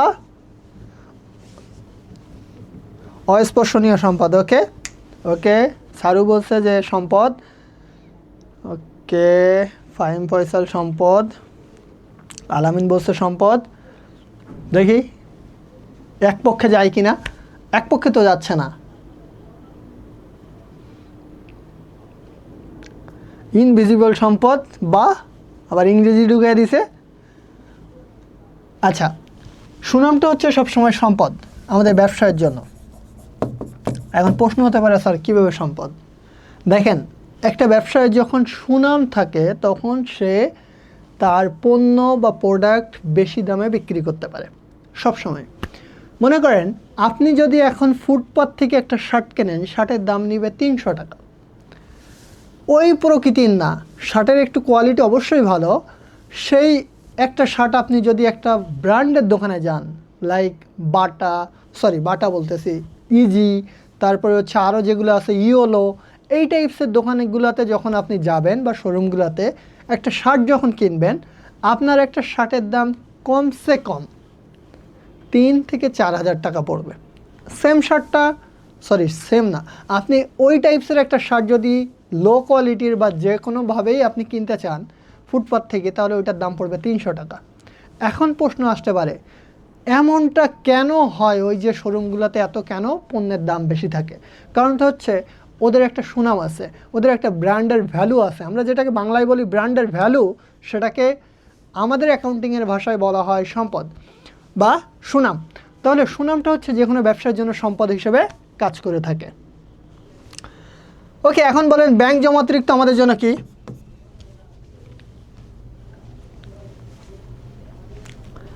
বলেন ব্যাংক জমাতিরিক্তটা কি আমাদের জন্য? সম্পদ, আয়, ব্যয়, দায়, কোনটা? ব্যাংক জমাতিরিক্ত জান্নাতের কাছ থেকে আমি রিপ্লাই পাইলাম সম্পদ। ব্যাংক জমাতিরিক্ত আসলে সম্পদ কিনা আমি একটু সবার কাছে জানতে চাই যে আসলে এটা আমাদের জন্য সম্পদ কিনা। বলেন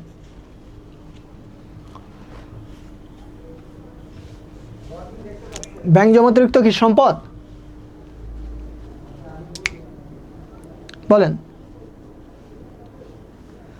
মারিয়া, এটাই সমস্যা আছে। ওকে ঠিক আছে, বলেন। ইয়ামিন বলছে সম্পদ। আমি সবারটাই কিন্তু নিচ্ছি, সবার কমেন্টসই নিচ্ছি। শাহাদাত বলতেছে দায়। কানিস ফাতেমা আছে যুদ্ধের মধ্যে। সিয়াম বলে সম্পদ। ওকে, মারিয়ার সমস্যা আছে। থাক আলামিন, কিছু বললেন না। শুভ্র বলছে দায়, আবরার বলছে সম্পদ, ফাহিম বলছে দায়, রাহিম মামুন বলছে দায়। ওকে, কানিস ফাতেমা বলছে সম্পদ।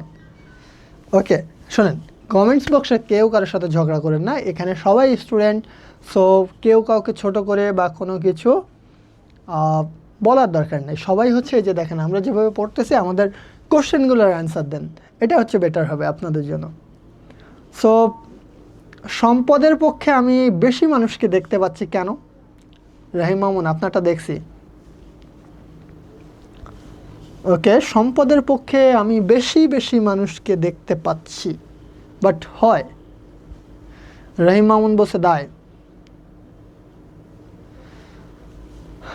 আবরারের থেকে আমি পাইলাম দায়।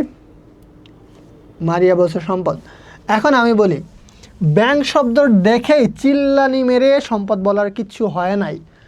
এইখানে পাশে আছে ব্যাংক জমাতিরিক্ত, তার মানে আপনার মনে করেন ব্যাংকে টাকা আছে হচ্ছে 50,000 টাকা। আপনি ব্যাংকের সাথে কথা বলে ব্যাংক থেকে লোন নিয়েছেন 2 লাখ টাকা। তার মানে আপনার ব্যাংকে জমা আছে কত? 50,000, আর আপনি লোন নিয়েছেন কত? 2 লাখ। ব্যাংকে আপনার যতটুকু জমা আছে তার থেকে অতিরিক্ত আপনি নিয়েছেন, ধার নিয়েছেন বা লোন নিয়েছেন, এটাকে বলা হয় ব্যাংক জমাতিরিক্ত, যেটা অ্যাকচুয়ালি দায়। এটা হচ্ছে দায়। এটা কি হবে? ব্যাংক জমা অতিরিক্ত হবে দায়। বুঝতে পেরেছেন? সো ব্যাংক দেখলেই সবসময় সেটা আমাদের জন্য সম্পদ নাও হতে পারে। কালো ছাগল দেখলেই সবসময় সেটা আপনার নানির ছাগল নাও হইতে পারে। ঠিক আছে? গ্রামে একটা প্রবাদ আছে, মনে করেন আপনি দেখলেন যে একটা কালো ছাগল আপনার নানির হারায় গেছে, পাশের গ্রামে খুঁজতে গিয়ে দেখলেন যে আরেকটা কালো ছাগল আছে, সেটা দেখেই ভাবলেন এটা মনে হয় আপনার নানির ছাগল, অ্যাকচুয়ালি সেটা নাও হতে পারে। ওকে, এখন দেখেন আমাদের এই দুইটা জিনিসের ভেতরে প্রচুর পরিমাণে ভেজাল লাগে স্টুডেন্টদের। একটা হচ্ছে ব্যাংক চার্জ আর একটা হচ্ছে ব্যাংক সুদ। আমরা জানি ব্যাংক সুদ নেয়ও, ব্যাংক সুদ দেয়ও। তাহলে ব্যাংক সুদটা আয় নাকি ব্যয়? ফার্স্ট প্রশ্ন। দ্বিতীয়ত হচ্ছে ব্যাংক চার্জটা তাহলে আসলে কি? এখন বলেন তো আগে ব্যাংক চার্জটা কি? আগে বলেন ব্যাংক চার্জটা আমাদের জন্য কি?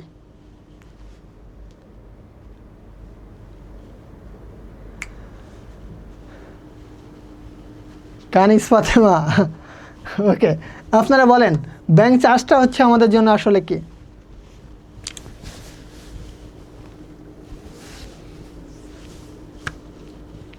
ব্যাংক চার্জ আমাদের জন্য, আলামিন বলছে ব্যয়, জান্নাত বলছে সম্পদ, শুভ্র বলছে ব্যয়, শাহাদাত বলছে ব্যয়।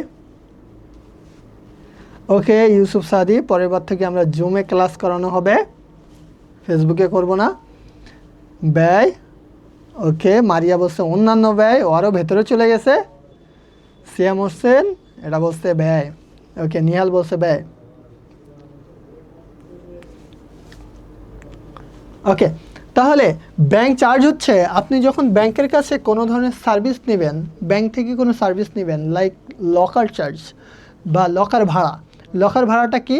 মনে করেন আপনার হচ্ছে কিছু গহনা আছে, তো বাংলাদেশে তো প্রচুর পরিমাণে ডাকাতি হচ্ছে ইদানিং, তো আপনি ভাবলেন যে গহনাগুলা আমার বাসা থেকে চুরি হয়ে যাইতে পারে, এই কারণে আপনি গহনাগুলো ব্যাংকের কাছে জমা রেখে আসছেন নিরাপত্তার সাথে। এখন ব্যাংক হচ্ছে আপনার গহনাগুলোকে একটা লকারে রেখে দিবে। ও তো আর ফ্রিতে আপনার গহনাগুলোকে পাহারা দিবে না, ও আপনার গহনাগুলোকে পাহারা দিবে একটা চার্জের বিনিময়ে বা একটা টাকার বিনিময়ে। এই যে টাকাটাও নিবে সেটা হচ্ছে আমাদের জন্য ব্যয়। তাহলে ব্যাংক চার্জটা হচ্ছে আমাদের জন্য ব্যয়। এখন বলেন তো ব্যাংক সুদটা কি আমাদের জন্য আয় না ব্যয়?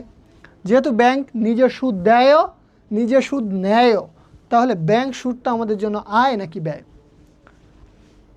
বলেন।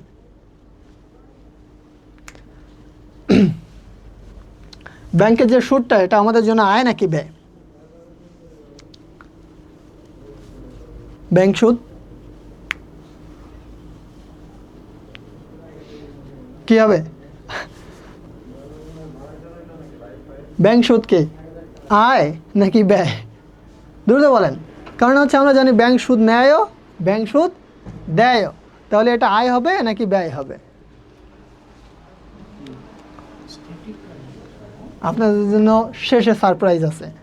ওকে, দ্রুত বলেন ব্যাংক সুদ আয় নাকি ব্যয়?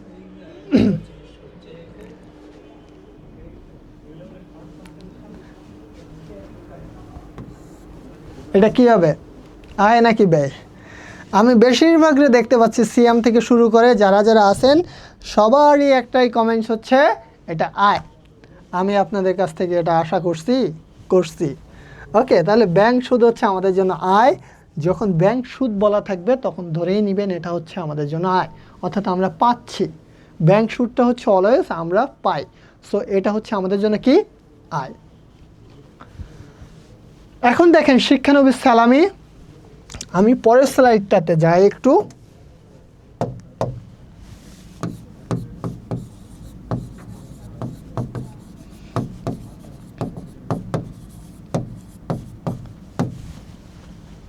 ও এটা হচ্ছে ভাতা, তো এখানে দেওয়াই আছে।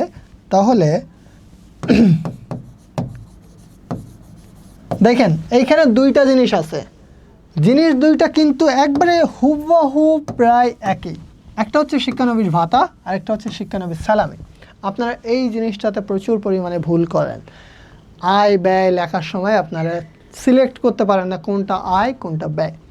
সো প্রথম অংশটা বলেন তো, এই যে ভাতাটা শিক্ষানবিশ ভাতা আমাদের জন্য আয় নাকি ব্যয়?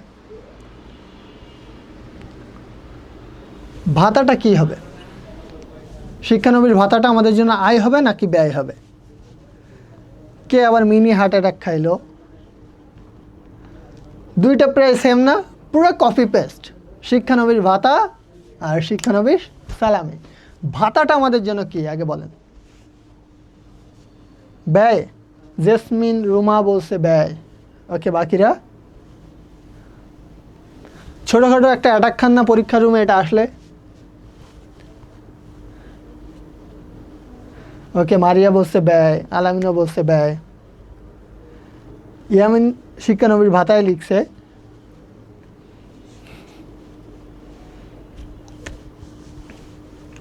বলেন বলেন। আয়। আবার কেউ কেউ বলে হাসুকে লাইভে আনেন। এটা সম্ভব না, এটা এখন কোনোভাবে সম্ভব না।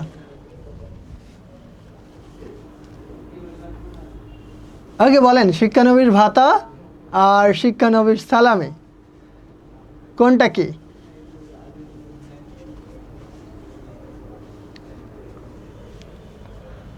দেখেন, শিক্ষানবিশ ভাতাটা হচ্ছে আমাদের জন্য ব্যয়, এটা হচ্ছে ব্যয়। আর শিক্ষানবিশ সালামিটা হচ্ছে আমাদের জন্য আয়। এটা খুব ভালো মতো মনে রাখবেন, ঠিক আছে? ব্যয়ের একটু মনে রাখার জন্য একটা জিনিস জাস্ট হচ্ছে রাখবেন, ভাতার আগে কি আছে? ভ। তো ভয়ের কাছাকাছি কে আছে? ব, তাই না? বর পরে কি হয়? ভ। তাহলে বয় জফলা মানে কি? ব্যয়। ওর কাছাকাছি কি আছে? ভ।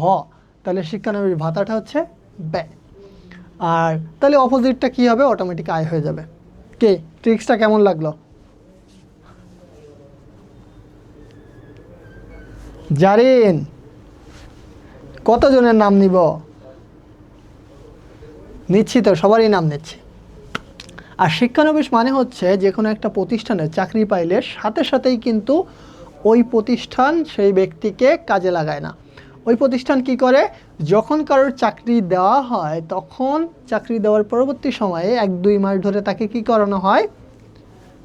ট্রেনিং দেওয়ানো হয়। এই যখন ট্রেনিং চলে, এই ট্রেনিং চলাকালীন সময়ে তাকে একটা নির্দিষ্ট পরিমাণ টাকা দেওয়া হয়, যেটাকে বলা হয় শিক্ষানবিশকালীন সময়। এই শিক্ষানবিশকালীন সময়ে একটা হচ্ছে ভাতা, যেটা প্রতিষ্ঠান দিয়ে থাকে, এটা হচ্ছে ব্যয়। আর শিক্ষানবিশ সালামি, যেটা প্রতিষ্ঠান পেয়ে থাকে, সেটা হচ্ছে আয়। ওকে, তাহলে ভাতাটা আমরা বুঝলাম। একটা জিনিস জাস্ট মনে রাখার ট্রিক্স, ব হচ্ছে ভয়ের কাছাকাছি, তাই হচ্ছে ব্যয়। কানিস ফাতেমা বলছে ভালো না। ওকে, আপনাদের কাছে মনে হয় পড়ে যাচ্ছে। শাহাদাত বলছে আপনি আমার বন্ধু হবেন। ওকে, আমি সবারই বন্ধু হব। এখন চলেন আমরা একটু বাকি জিনিসগুলো সম্পর্কে একটু কথা বলে আসি। আমাদের হিসাব বিজ্ঞানে পেন্সিল থেকে শুরু করে ল্যাপটপ, প্রত্যেকটা জিনিসকে আলাদা আলাদা পোর্শনে ভাগ করা হয়েছে। পেন্সিল একটা ক্যাটাগরিতে যাবে, ল্যাপটপ একটা ক্যাটাগরিতে যাবে, আর হচ্ছে আসবাবপত্র একটা ক্যাটাগরিতে যাবে। এই যে জিনিসগুলো এক এক ক্যাটাগরিতে যাবে। চলেন আপনাদের সাথে একটা কুইজ খেলি, আপনারা মিলাবেন, হ্যাঁ, কোনটা প্লাস কোনটা হবে। সো একটু কুইজ খেলে দেখি যে আপনাদের সাথে কুইজ খেলে আমি মজা পাই কিনা।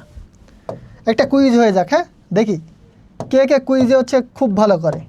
চলেন, এই মণিহারিকে আমি 1 লিখলাম, আসবাবপত্রকে 2 লিখলাম, অফিস সরঞ্জামকে 3 লিখলাম, অফিস সাপ্লাইজকে 4 লিখলাম। টেবিল আছে না, ইংরেজি টেবিলের মতো মিলাবেন।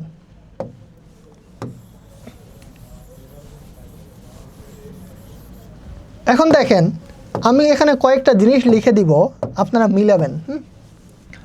এই সাইডে লিখলাম 1,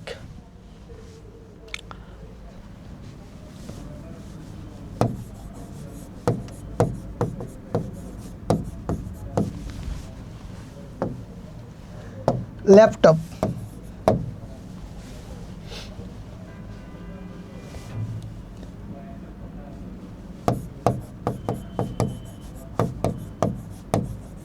পেন্সিল।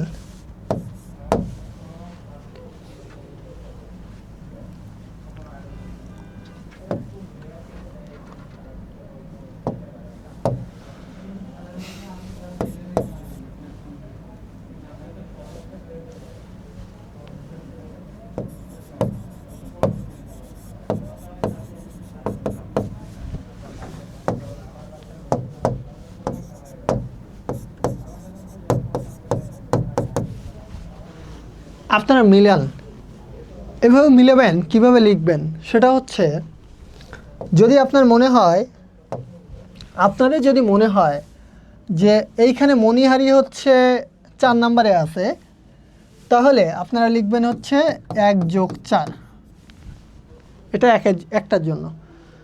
এখন যদি আপনার মনে হয় এখানে আসবাবপত্র আছে হচ্ছে 1 নম্বরে, তাহলে আপনি লিখবেন 2+1। আপনার যদি মনে হয় এখানে অফিস সরঞ্জাম যে 3-এ দেওয়া আছে, এই অফিস সরঞ্জামটা আছে হচ্ছে 2-এ, তাহলে আপনি লিখবেন 3+2। এভাবে এই 4টা একটু আমাকে লিখে দেন তো, দেখি কার কার হয়েছে, কে কে পারেন। এরকম 2 দিয়ে একটু লিখে দেন, দেখি কারটা কারটা হয়েছে, 4টাই দেখি কে কে পারেন।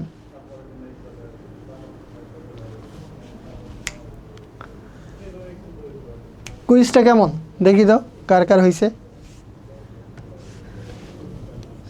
আমি একটু সবারগুলাই পড়ি, দেখি কার কার হচ্ছে। আলামিন বলছে 1+2, 4+3, 3+2, ওকে, 4+3। সবারটা দেখবো দ্রুত। 1+2, আমি কিন্তু এটা মিলাবো যে আসলে কার কার হলো।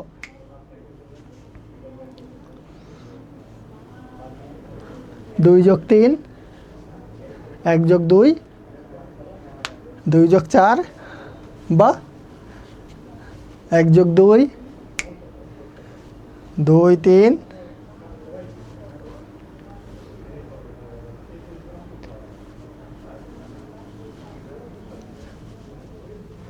3+2, বা জারিন বিনতে দিদার, ও হচ্ছে সবগুলো একসাথে দিছে, 1+2, 2+4, ওকে ওকে। তাসমিম জাহান তিশা, আমিনা খাতুন, ওকে, জারিন বিনতে দিদার, ওকে, সবারটা আমি দেখতে পাচ্ছি। ঠিক আছে, দেন দেন দেখি।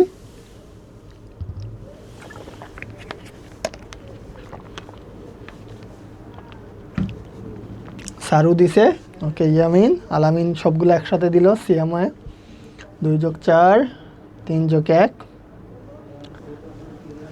মানে আমি একটা জিনিস যেটা দেখলাম যে আপনাদের ভেতরে অনেকজনই হচ্ছে পারেন। সিয়াম হোসেন, আপনারটা দেখছি। এই কি বলেন, আপনারটা দেখিও না পড়িও না, একটু আগেই তো আপনারটা আমি আগে দেখলাম, পড়লাম। জারিন বিনতে দিদার, আপনারটাও দেখছি। মারিয়া দেখছি, হ্যাঁ। কানিস ফাতেমারটাও দেখলাম, সবারটাই দেখতেছি আমি, কারোরটা বাদ যাচ্ছে না। শাহাদাতেরটাও দেখলাম, ওকে। এই রহিম মামুন, আপনার প্রশ্নই তো আমি দেখলাম। সারু দেখছি। আলামিন, আপনারটা আমি আগে দেখছি, মারিয়ারটা দেখছি, ওকে। ফাইম ফয়সাল নিহাল, আপনারটাও দেখছি।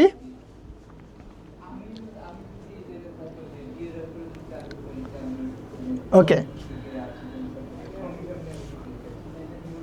আচ্ছা এখন দেখেন, আমি একটু মিলাই দিই, তাহলে হচ্ছে আপনাদের জন্য এবার সহজ হয়ে যাবে।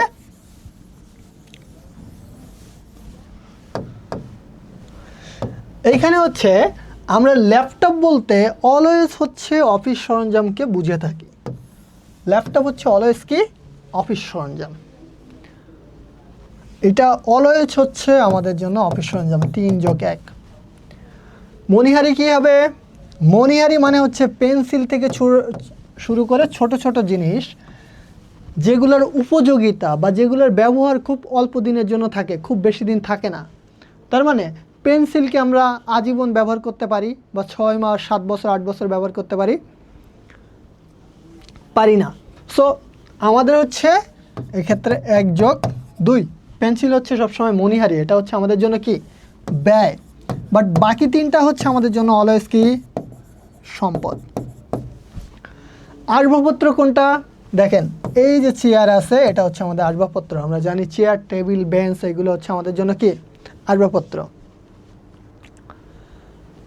এরপরে কি, অফিস সাপ্লাইজ। অফিস সাপ্লাইজ কোনটা? এই যে আমাদের টেবিল ল্যাম্প আছে, যেগুলো হচ্ছে মণিহারির থেকে বেশি দিন টেকসই হয়।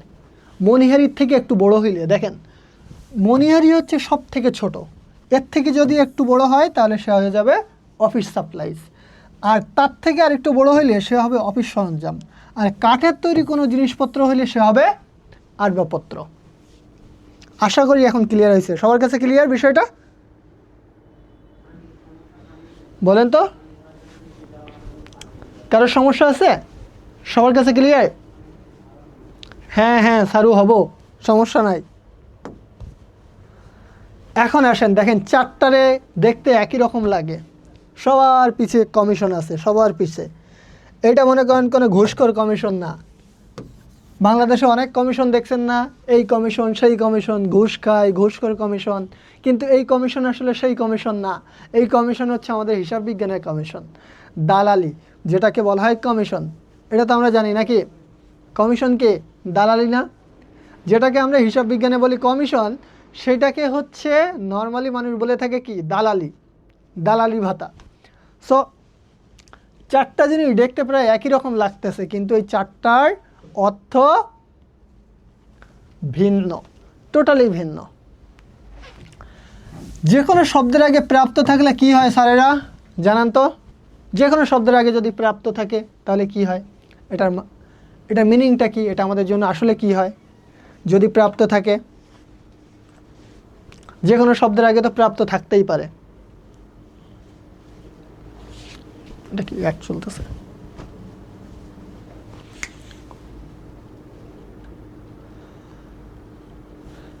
ওকে বলেন, প্রাপ্ত মানে কি হয়?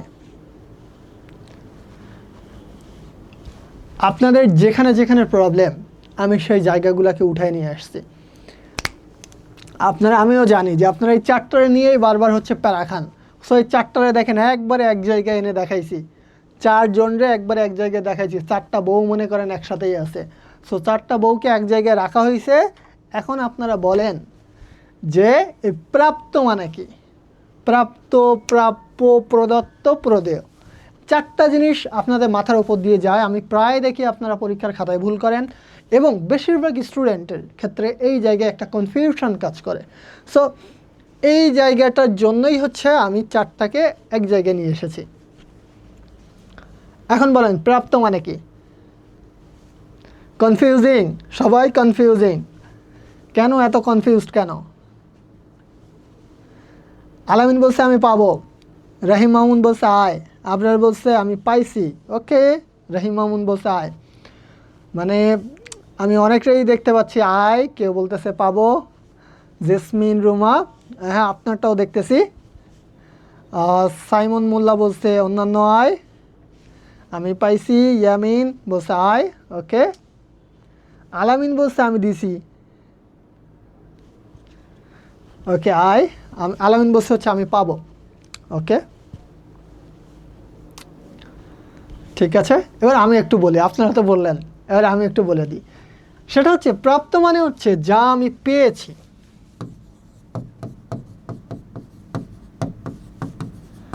প্রাপ্ত শব্দের অর্থ হচ্ছে যা অলরেডি আমি পেয়ে গেছি, পেয়েছি। পেয়েছি মানে হচ্ছে এটা আমার জন্য আয়। প্রাপ্ত শব্দের শেষে যাই থাকুক না কেন, দুনিয়ার যে কোনো শব্দেই থাকুক না কেন, আপনি অলওয়েজ মাথায় রাখবেন প্রাপ্ত মানে হচ্ছে আমি পেয়ে গেছি, এটা হচ্ছে আমার জন্য আয়। প্রাপ্তের পরে পৃথিবীর যে শব্দে আসুক না কেন, প্রাপ্তের পরে কমিশন আসতে পারে, প্রাপ্তের পরে বেতন আসতে পারে, প্রাপ্তের পরে সুদ আসতে পারে, প্রাপ্তের পরে যাই আসুক না কেন, হট এভার যেটাই আসুক না কেন, প্রাপ্ত হচ্ছে আপনার জন্য অলওয়েজ আয়। প্রাপ্ত মানে আপনি কি হয়েছে? পেয়ে গেছেন, যা আমি পেয়েছি বা যা পেয়ে গেছেন অলরেডি, তাহলে এটা হচ্ছে আমার জন্য আয়। এখন তাহলে বলেন তো প্রাপ্য মানে কি? প্রাপ্য মানে হচ্ছে তাহলে দাঁড়ালো কি, যা আমি ভবিষ্যতে পাবো। প্রাপ্য মানে হচ্ছে যা ভবিষ্যতে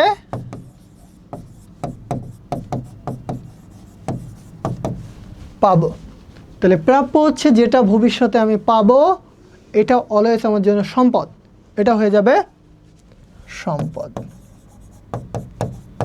আজকের পরে যেন আর সমস্যা না থাকে এই অংশে। এখন এসে আমাকে বলেন প্রদত্ত মানে কি, একটু এবার আমাকে জানান প্রদত্ত মানে কি। এটা আয়, ব্যয়, দায়, সম্পদ কোনটা? প্রদত্ত মানে কি?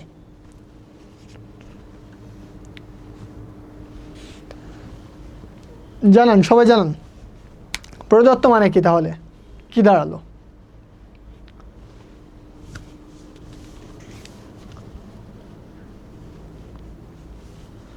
তাহলে প্রদত্ত শব্দের অর্থ কি দাঁড়াচ্ছে?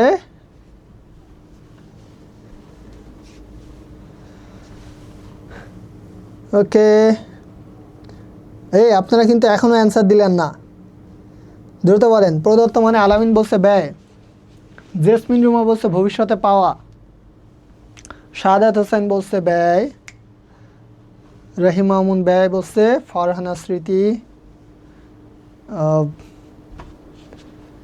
এটা তো প্রবলেম আছে মারিয়া, মাথায় পানি ঢেলে দেন। ওকে, আবরার বলছে দিসি, ও বলছে ব্যয়, কানিস ফাতেমা বলছে ব্যয়। ওকে, বেশিরভাগই দেখতে পাচ্ছি যে হচ্ছে ব্যয় বলতেছেন। ইয়ামিন বলতেছে নোট দেখি, দাঁড়ান, আপনি কি আবার নোট দেখতে যাচ্ছেন এখন? কানিস ফাতেমা বলে ব্যয়, আপনারা নোট দেখতে দৌড় দিচ্ছেন। যেটা আমি দিব স্যারও বলছে, আপনাদের ভেতরে এখনও দেখেন অনেক অনেক কনফিউশন এখনও থেকে গেছে। এই যে অনেক অনেক কনফিউশন আছে, কনফিউশনগুলো দূর করার জন্যই হচ্ছে মেইনলি আজকের ক্লাসটা ছিল, এবং এই জন্য হচ্ছে এই জিনিসগুলোকে আপনাদের সামনে উপস্থাপন করা হলো। ওকে, তাহলে প্রদত্ত মানে হচ্ছে যেটা আমি দিয়েছি,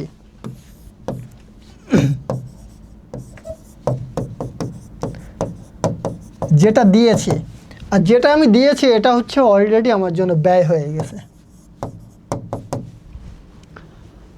প্রদেয় মানে কি?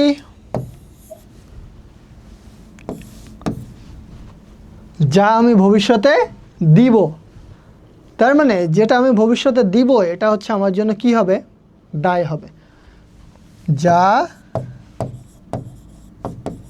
আমি ভবিষ্যতে দিব,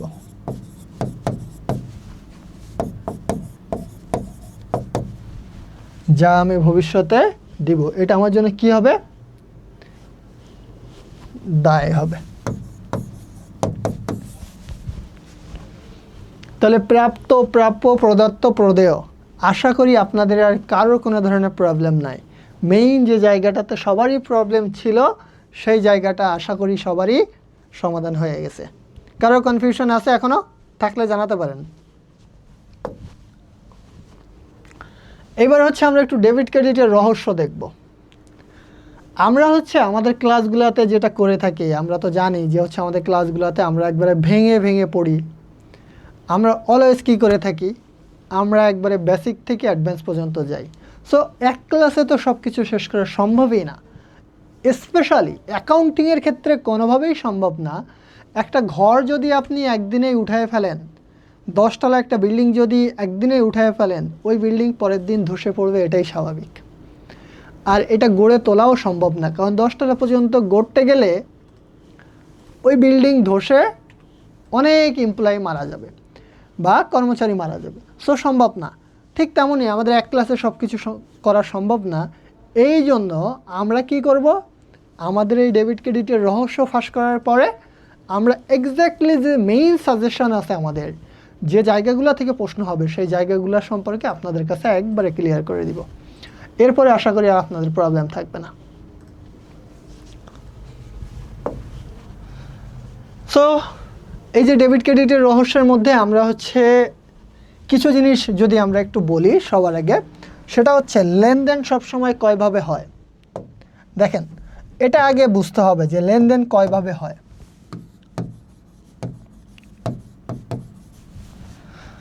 লেনদেন মূলত হয় হচ্ছে 3 ভাবে। প্রথমত লেনদেন হয় হচ্ছে নগদে, এটা হচ্ছে ব্যবসার মূল জায়গা, অর্থাৎ বেশিরভাগ লেনদেন হয়ে থাকে নগদে। পরবর্তীতে লেনদেন কিসে হয়? পরের যে লেনদেনের অংশটা, লেনদেনটা হয় হচ্ছে চেকের মাধ্যমে বা বাকিতে। চেকে হয় অথবা এইটার ক্ষেত্রে আরও একটা নাম ব্যবহার হয়, সেটা হচ্ছে ব্যাংকের মাধ্যমে। এবং 3 নম্বর যে মাধ্যমে লেনদেনটা হয় সেটা হচ্ছে ধারে বা বাকিতে।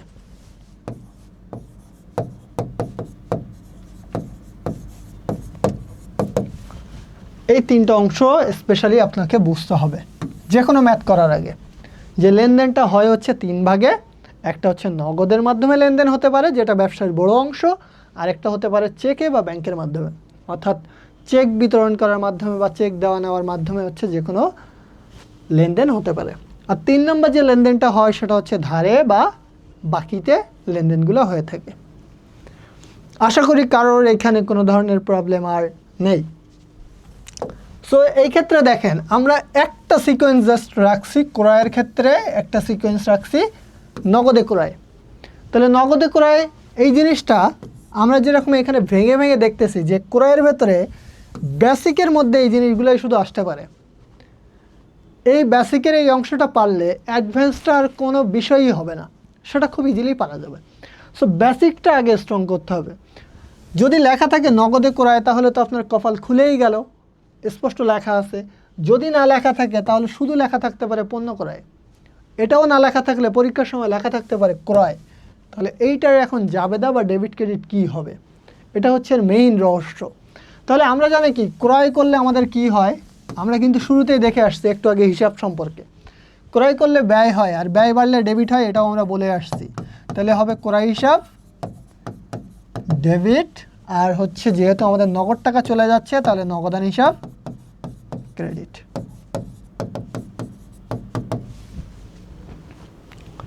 কারো সমস্যা আছে এখানে? থাকার কথা না।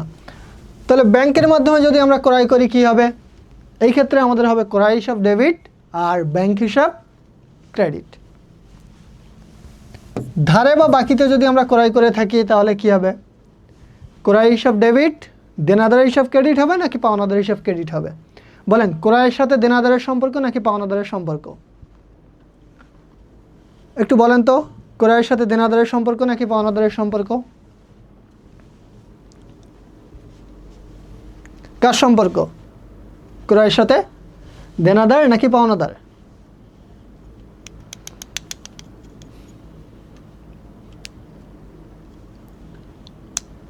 ও, আপনাদের কাছে পরে পৌঁছাচ্ছে।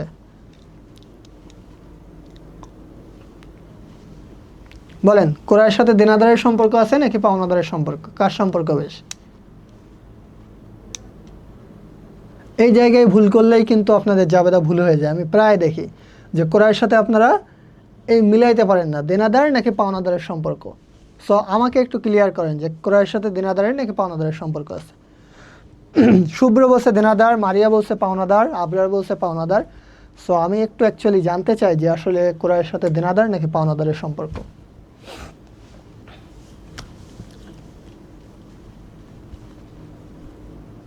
ওকে, সাইমন মোল্লা বলছে ক্রয় ডেবিট, পাওনাদার ক্রেডিট হবে।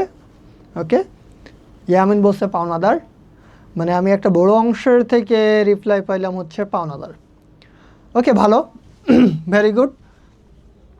তাহলে হচ্ছে আমরা জানি ক্রয়ের সাথে পাওনাদারের সম্পর্ক, আর যখন আমরা বাকিতে ক্রয় করি তখন হচ্ছে ক্রয় হিসাব ডেবিট, পাওনাদার হিসাব ক্রেডিট।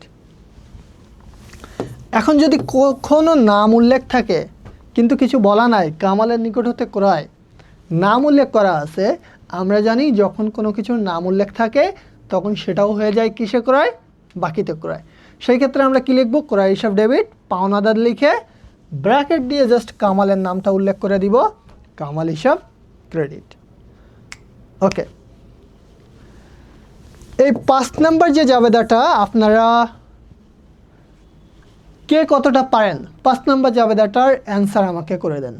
সো 5 নাম্বার জাবেদাটার অ্যান্সার আমি প্রপারলি দেখব যে আসলে কতজন পারে।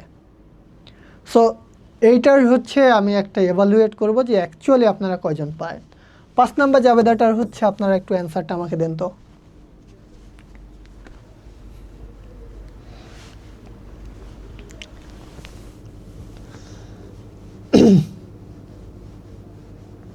আমরা বলছে একটু তাড়াতাড়ি শেষ করেন, ক্ষুধা লাগছে। খাবার কি এখানে নিয়ে আসবো?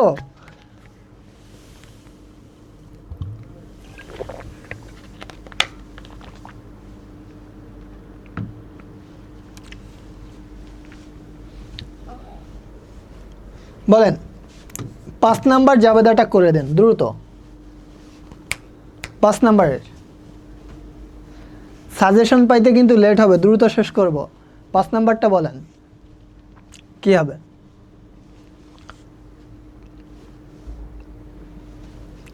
আমাকে সরে যাইতে হলে আমি সরে যাব, আপনারা অ্যান্সারটা করেন।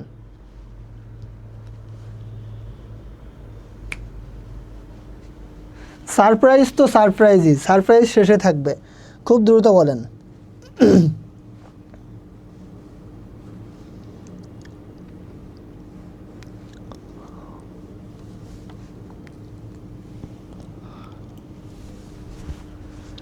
সম্পদ কেমনে হলো এটা বলেন।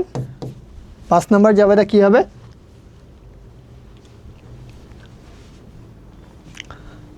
ব্যাংক ডেবিট, নগদান ডেবিট, ফাহিম ফয়সাল, তারপরে আর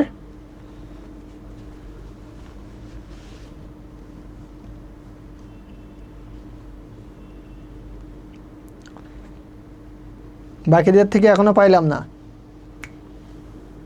ক্রয় হিসাব ডেবিট, নগদান হিসাব ক্রেডিট। ওকে সারু, ওয়েট করতেছি, দ্রুত নেন, সবার আবার ক্ষুধা লেগে যাবে। হ্যাঁ 5 নাম্বারটা শুধুমাত্র করবেন, 5 নাম্বারটা শুধুমাত্র জাবেদা করবেন। আমাদের এক অ্যাকাউন্টিংয়ে কি 2 ঘন্টায় ক্লাস, মনে হচ্ছে যে আমরা শুরুই করতে পারিনি এখনও। আমাদের আরও 2-2.5 ঘন্টা লাগতো, তাই না?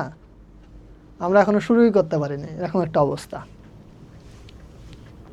শুধুমাত্র 5 নাম্বারটা করেন।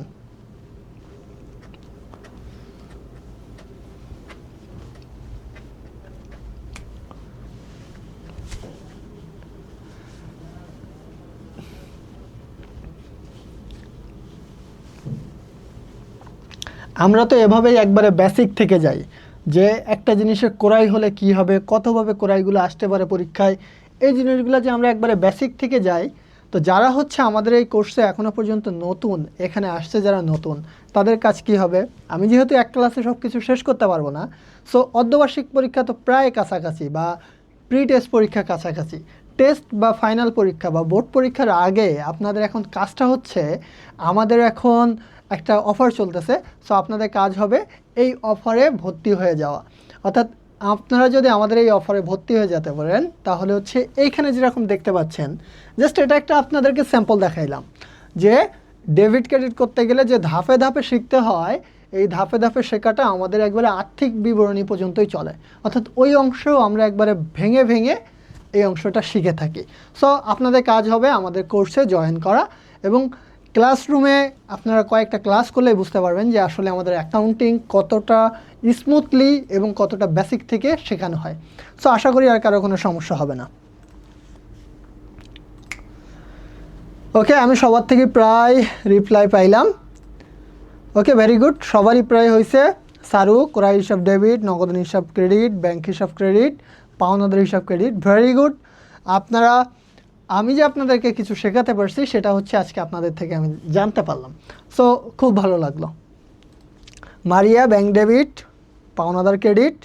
ব্যাংক কেন ডেবিট হলো মারিয়া? আলামিন ক্রয় ডেবিট, নগদান ক্রেডিট, পাওনাদার ক্রেডিট, চেক হিসাব। আলামিন চেক হিসাব হবে না, ওইটা হবে ব্যাংক হিসাব ক্রেডিট। ওকে, চেক না লিখে ব্যাংক লিখতে হবে। ওকে, আমরা একটু দ্রুত যাই।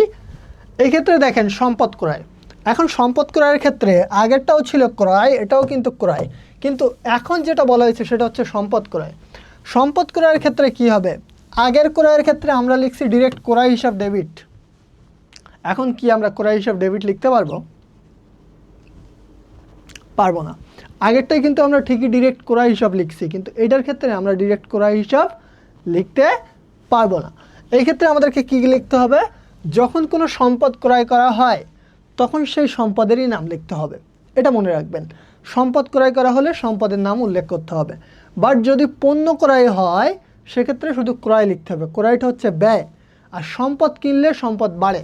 যেমন এইখানে বলা হয়েছে দালান কোটা ক্রয়, এই যে নগদে দালান কোটা কিনলেন, আপনি যদি একটা দালান কোটা বা একটা বিল্ডিং কেনেন, তার মানে কী হবে, আপনার একটা বিল্ডিং বাড়বে, একটা সম্পদ বাড়বে। তার মানে সেক্ষেত্রে আপনি সম্পদের নাম লিখে দিবেন, দালান কোটা হিসাব ডেবিট। আর দালান কোটা কিনতে গিয়ে আপনার টাকা চলে যাচ্ছে, যেহেতু নগদ টাকা চলে যাচ্ছে তাই নগদান হিসাব ক্রেডিট। এই জায়গায় কিন্তু ভুল করা যাবে না, কোনোভাবেই ক্রয় হিসাব ডেবিট লেখা যাবে না। ক্রয় হিসাব ডেবিট লিখলেই আপনার এই জায়গাটা ভুল হয়ে যাবে। সো বি কেয়ারফুল, এখানে আপনার ভুল করা যাবে না। এরপরে কি হবে, চেকে আসবাবপত্র ক্রয়, এই ক্ষেত্রে হচ্ছে দালান কোটা বা আসবাবপত্র হিসাব, সরি এখানে যেহেতু আসবাবপত্র লেখা আছে তাহলে আসবাবপত্র হিসাব ডেবিট। আর চেক বা ব্যাংকের মাধ্যমে যেহেতু ক্রয় করা হচ্ছে তাহলে কি হবে, ব্যাংক হিসাব ক্রেডিট। মারিয়া সরি বলার কিছু নাই, ঠিক আছে, ভুল হইতেই পারে, এটা কোনো সমস্যা না, ভুল থেকেই তো হচ্ছে শুধরাতে হয়। ওকে, সো প্রবলেম না, বাকিগুলো সেমভাবে হবে এখানে। এখন দেখেন এইখানে আরও কিছু জাবেদা হচ্ছে আমাদেরকে দেওয়া আছে। এই যে কিছু জাবেদা এখানে দেওয়া আছে, এই জাবেদাগুলোতে আপনাদেরকে বারবার প্রবলেম ফেস করেন আপনারা, আপনাদের এই জায়গাগুলোতে বারবার আটকায় যায়, পরীক্ষার সময় আসলেও পারেন না, আসলে মাথা ব্যথা করা শুরু হয়ে যায়। এই যে ভুল আপনারা করেন, আপনাদের জন্য এটা একটা প্যানিকের প্রবলেম হয়ে যায়। আপনাদেরকে আমি এই জায়গাগুলোর ভেতরে জাস্ট একটা জাবেদা করতে দিই, 8 নাম্বার জাবেদাটা করেন, বাকিগুলো আজকে হচ্ছে আমাদের সমাধান করা সম্ভব না, কারণ হচ্ছে আমাদের অলরেডি আমরা ক্লাস শেষ করতে হবে। বাট আমরা যেটা দেখতে পাচ্ছি, দেখেন এই জিনিসগুলোতে আপনাদের বেশি বেশি প্রবলেম হয়ে থাকে, আপনাদের হিউজ প্রবলেম এই 8টা জাবেদার মধ্যে থেকে থাকে। আপনারা 8 নাম্বার জাবেদাটা একটু বলেন তো, যে অ্যাকচুয়ালি 8 নাম্বার জাবেদাটা কী হবে।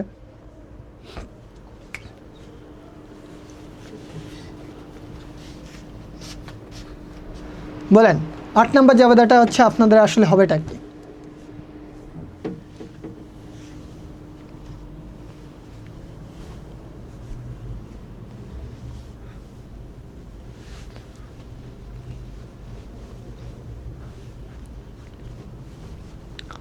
আট নাম্বার জাবেদা আমরা যেটা দেখতে পাচ্ছি, জীবন বীমা প্রিমিয়াম প্রদান, এটা কিন্তু প্রায় চলে আসে পরীক্ষার সময়, বোর্ড প্রশ্নে প্রচুর আসেন। সারপ্রাইজ তো অবশ্যই দিব।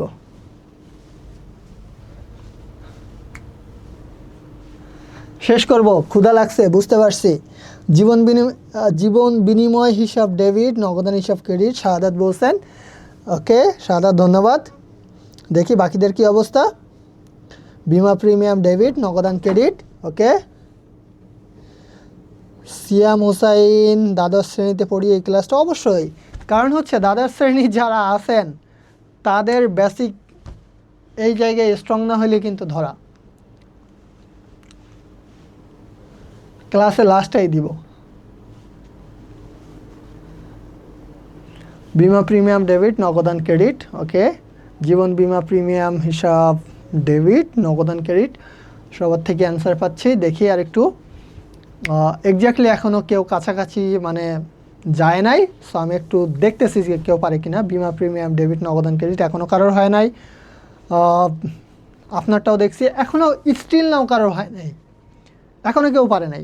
ইয়ামিন বলছে জীবন বিমা হিসাব ডেবিট, নগদান হিসাব ক্রেডিট হয় নাই। আবরার বলছে জীবন বিমা প্রিমিয়াম ডেবিট, নগদান ক্রেডিট হয় নাই। আলামিনও বলছে জীবন বিমা প্রিমিয়াম ডেবিট, নগদান ক্রেডিট হয় নাই। শাহাদাতেরও জীবন বিমা প্রিমিয়াম ডেবিট হয় নাই, এখনও স্টিল নাও কেউ পারেন নাই।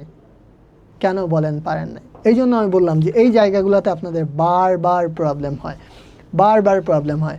আপনারা এই জায়গাগুলোতে বারবার ভুল করেন, এই জিনিসগুলো পরীক্ষায় আসে বারবার, আপনারাও করেন ভুল বারবার। সো এই জিনিসগুলোতে একটু আপনাদেরকে কেয়ারফুল থাকতে হবে, কোনো অংশে ভুল করা যাবে না। শোনেন, আমাদের ক্লাসগুলো একবারে পুরো বেসিক থেকে শুরু হয় অ্যাডভান্স পর্যন্ত। সো এই যে ধাপে ধাপে আমি জানি যে স্টুডেন্টরা কোন জায়গাগুলোতে বারবার ভুল করে, খাতা দেখার সময় এই জিনিসগুলোর অভিজ্ঞতা থেকে আমার এই জিনিসগুলোকে জাস্ট এখানে সাজানো। রাহিম মোল্লা বলছে বিনিময় হিসাব ডেবিট, এখনও স্টিল নাও কারোর হয় নাই, কারোর হয় নাই, একজনও, একটা সিঙ্গেল পার্সনেরও হয় নাই। বিমা হিসাব ডেবিট হয় নাই। ওকে, আপনারা এখন এর আশপাশেই যান নাই। সিয়াম হোসাইন আপনাকে চিনছি আমি,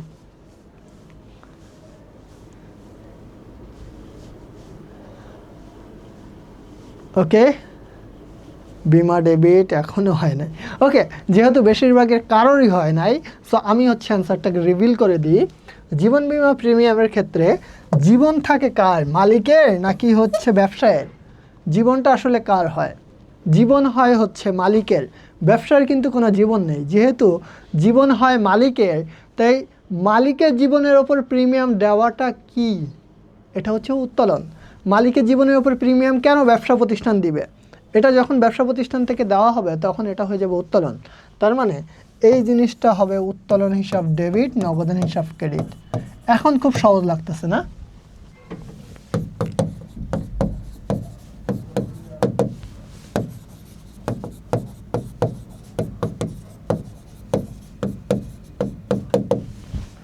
সো এখন আশা করি সবাই বুঝতে পারছেন যে জীবন বীমা প্রিমিয়াম প্রদানটা কি হবে। এই ক্ষেত্রে হবে হচ্ছে উত্তোলন হিসাব ডেবিট আর নগদান হিসাব ক্রেডিট। কতটা সহজ না? কিন্তু এই জিনিসটাতে আপনারা আটকায় গেছেন। ওকে, সো এইখানে আরও অনেকগুলো প্রবলেম দেওয়া আছে। এই জিনিসগুলো আপনারা হচ্ছে একটু নিজেরা চেষ্টা করবেন। নিজেরা চেষ্টা করে যখন ভিডিওটা দেখবেন এখানে কমেন্টস করে যাবেন যে আসলে কি হয়েছে না হয়েছে, দেন তাহলে হচ্ছে বুঝতে পারবেন। দেখেন, জীবন বীমা প্রিমিয়াম হচ্ছে, মারিয়া কোশ্চেন করছেন যে আরেকবার একটু বলার জন্য। জীবন বীমা হচ্ছে মানুষের ব্যক্তিগত জীবনের ওপর প্রিমিয়াম দিতে হয়। আর এই ক্ষেত্রে হচ্ছে দুইটা পার্সন, একটা হচ্ছে মালিক, আরেকটা হচ্ছে ব্যবসা প্রতিষ্ঠান। তো যেহেতু মালিকের জীবনের ওপরে প্রিমিয়াম দিতে হয়, বিমার প্রিমিয়াম দিতে হয়, তো মালিকের জীবনের ওপর বিমার প্রিমিয়াম তো ব্যবসা প্রতিষ্ঠান থেকে দেওয়ার কথা না। কেন দিবে ব্যবসা প্রতিষ্ঠান? যখন মালিকের জীবনের ওপর এর বিমা প্রিমিয়াম ব্যবসা প্রতিষ্ঠান থেকে দেওয়া হয় তখন সেটা হয়ে যায় উত্তোলন। হ্যাঁ, এই যে উত্তোলন হয়ে যায় তখন এটা হবে উত্তোলন হিসাব ডেবিট। আর যেহেতু নগদ টাকা ব্যবসা থেকে কমে যাচ্ছে তাই নগদান হিসাব ক্রেডিট। ওকে, সো চলেন আমরা হচ্ছে আজকের সারপ্রাইজটা হচ্ছে আপনাদের কাছে রিভিল করি, যে আপনাদের হচ্ছে কমন পড়বে। এত এত কথা বললাম,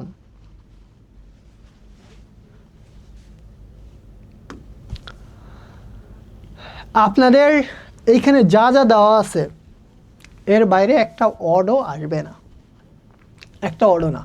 এটাই ছিল আজকে আপনাদের জন্য সারপ্রাইজ। এই যে আপনারা পরীক্ষার আগের রাতে পড়তে বসবেন, কিভাবে পড়বেন একটু বলে দিই। পরীক্ষার আগের রাতে যখন পড়তে বসবেন তখন প্রত্যেকটা অধ্যায়ের কোশ্চেন দেওয়া আছে। প্রত্যেকটা অধ্যায়ের এই কোশ্চেনের অ্যান্সারটা আপনি জাস্ট পাশে লিখবেন বা পরীক্ষার দুদিন আগে থেকে লেখা শুরু করবেন। প্রত্যেকটা অধ্যায়ের এই প্রশ্নের উত্তর পাশে লিখবেন, দেখবেন পরীক্ষায় এখান থেকেই শর্ট কোশ্চেন আসবে, এখান থেকেই এমসিকিউ আসবে, এখান থেকেই সিকিউ আসবে।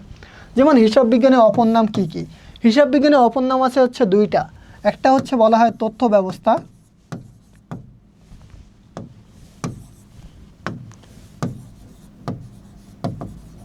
আরেকটাকে বলা হয় ব্যবসায়ের ভাষা।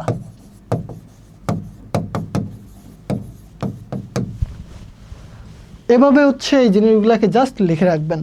এখানে দেখেন লুকা প্যাসিওলিও তার বই, আমি বলে দিতে পারি লুকা প্যাসিওলিকে। লুকা প্যাসিওলি হচ্ছে একজন ইতালীয় গণিতবিদ। পিডিএফটা আপনাদেরকে দিয়ে দেওয়া হবে। সো লুকা প্যাসিওলি হচ্ছে একজন ইতালীয় গণিতবিদ, হিসাব বিজ্ঞান বই লিখছে। তার বইয়ের নাম কি, কত সালে বইটা পাবলিশড হয়? 1494 সালে। এই জিনিসগুলোকে জাস্ট এখানে উল্লেখ করবেন। আমি শেষ করে দিব কারণ আপনাদের ভেতরে অনেকেই বেশি অধৈর্য হয়ে গেছেন। সো পিডিএফ আপনাদেরকে দিয়ে দেওয়া হবে। হিসাব তত্ত্বের ব্যবহারকারী সম্পর্কে একটু পড়বেন। এইখানে দুইটা পক্ষ আছে, একটা হচ্ছে অভ্যন্তরীণ ব্যবহারকারী আর একটা হচ্ছে বাহ্যিক ব্যবহারকারী।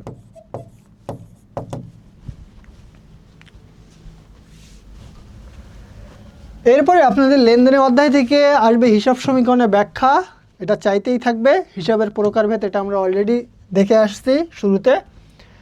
কোন কোন টাইপসের প্রশ্ন হতে পারে সেটা এখানে একবারে স্পষ্ট উল্লেখ করা হয়েছে। লেনদেনের ভেতরে আপনাদের একটা জায়গা থেকে খ নাম্বারে প্রশ্ন হবে, সেটা হচ্ছে চালান, ক্যাশ মেমো, ডেবিট ভাউচার আর ক্রেডিট ভাউচার। এই অংশ থেকে প্রশ্ন হবে।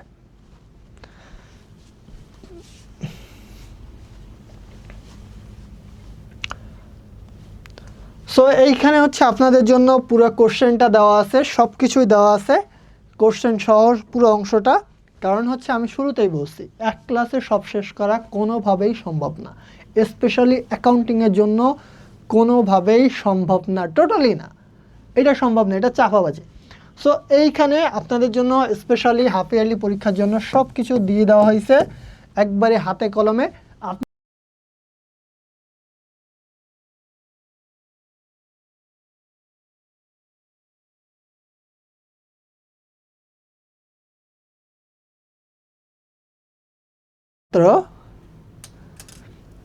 পিডিএফটা নিয়ে পাশে হচ্ছে অ্যান্সারগুলো লিখে ফেলবেন, দেখবেন আপনাদের পরীক্ষা একবারে গোছানো হয়ে গেছে।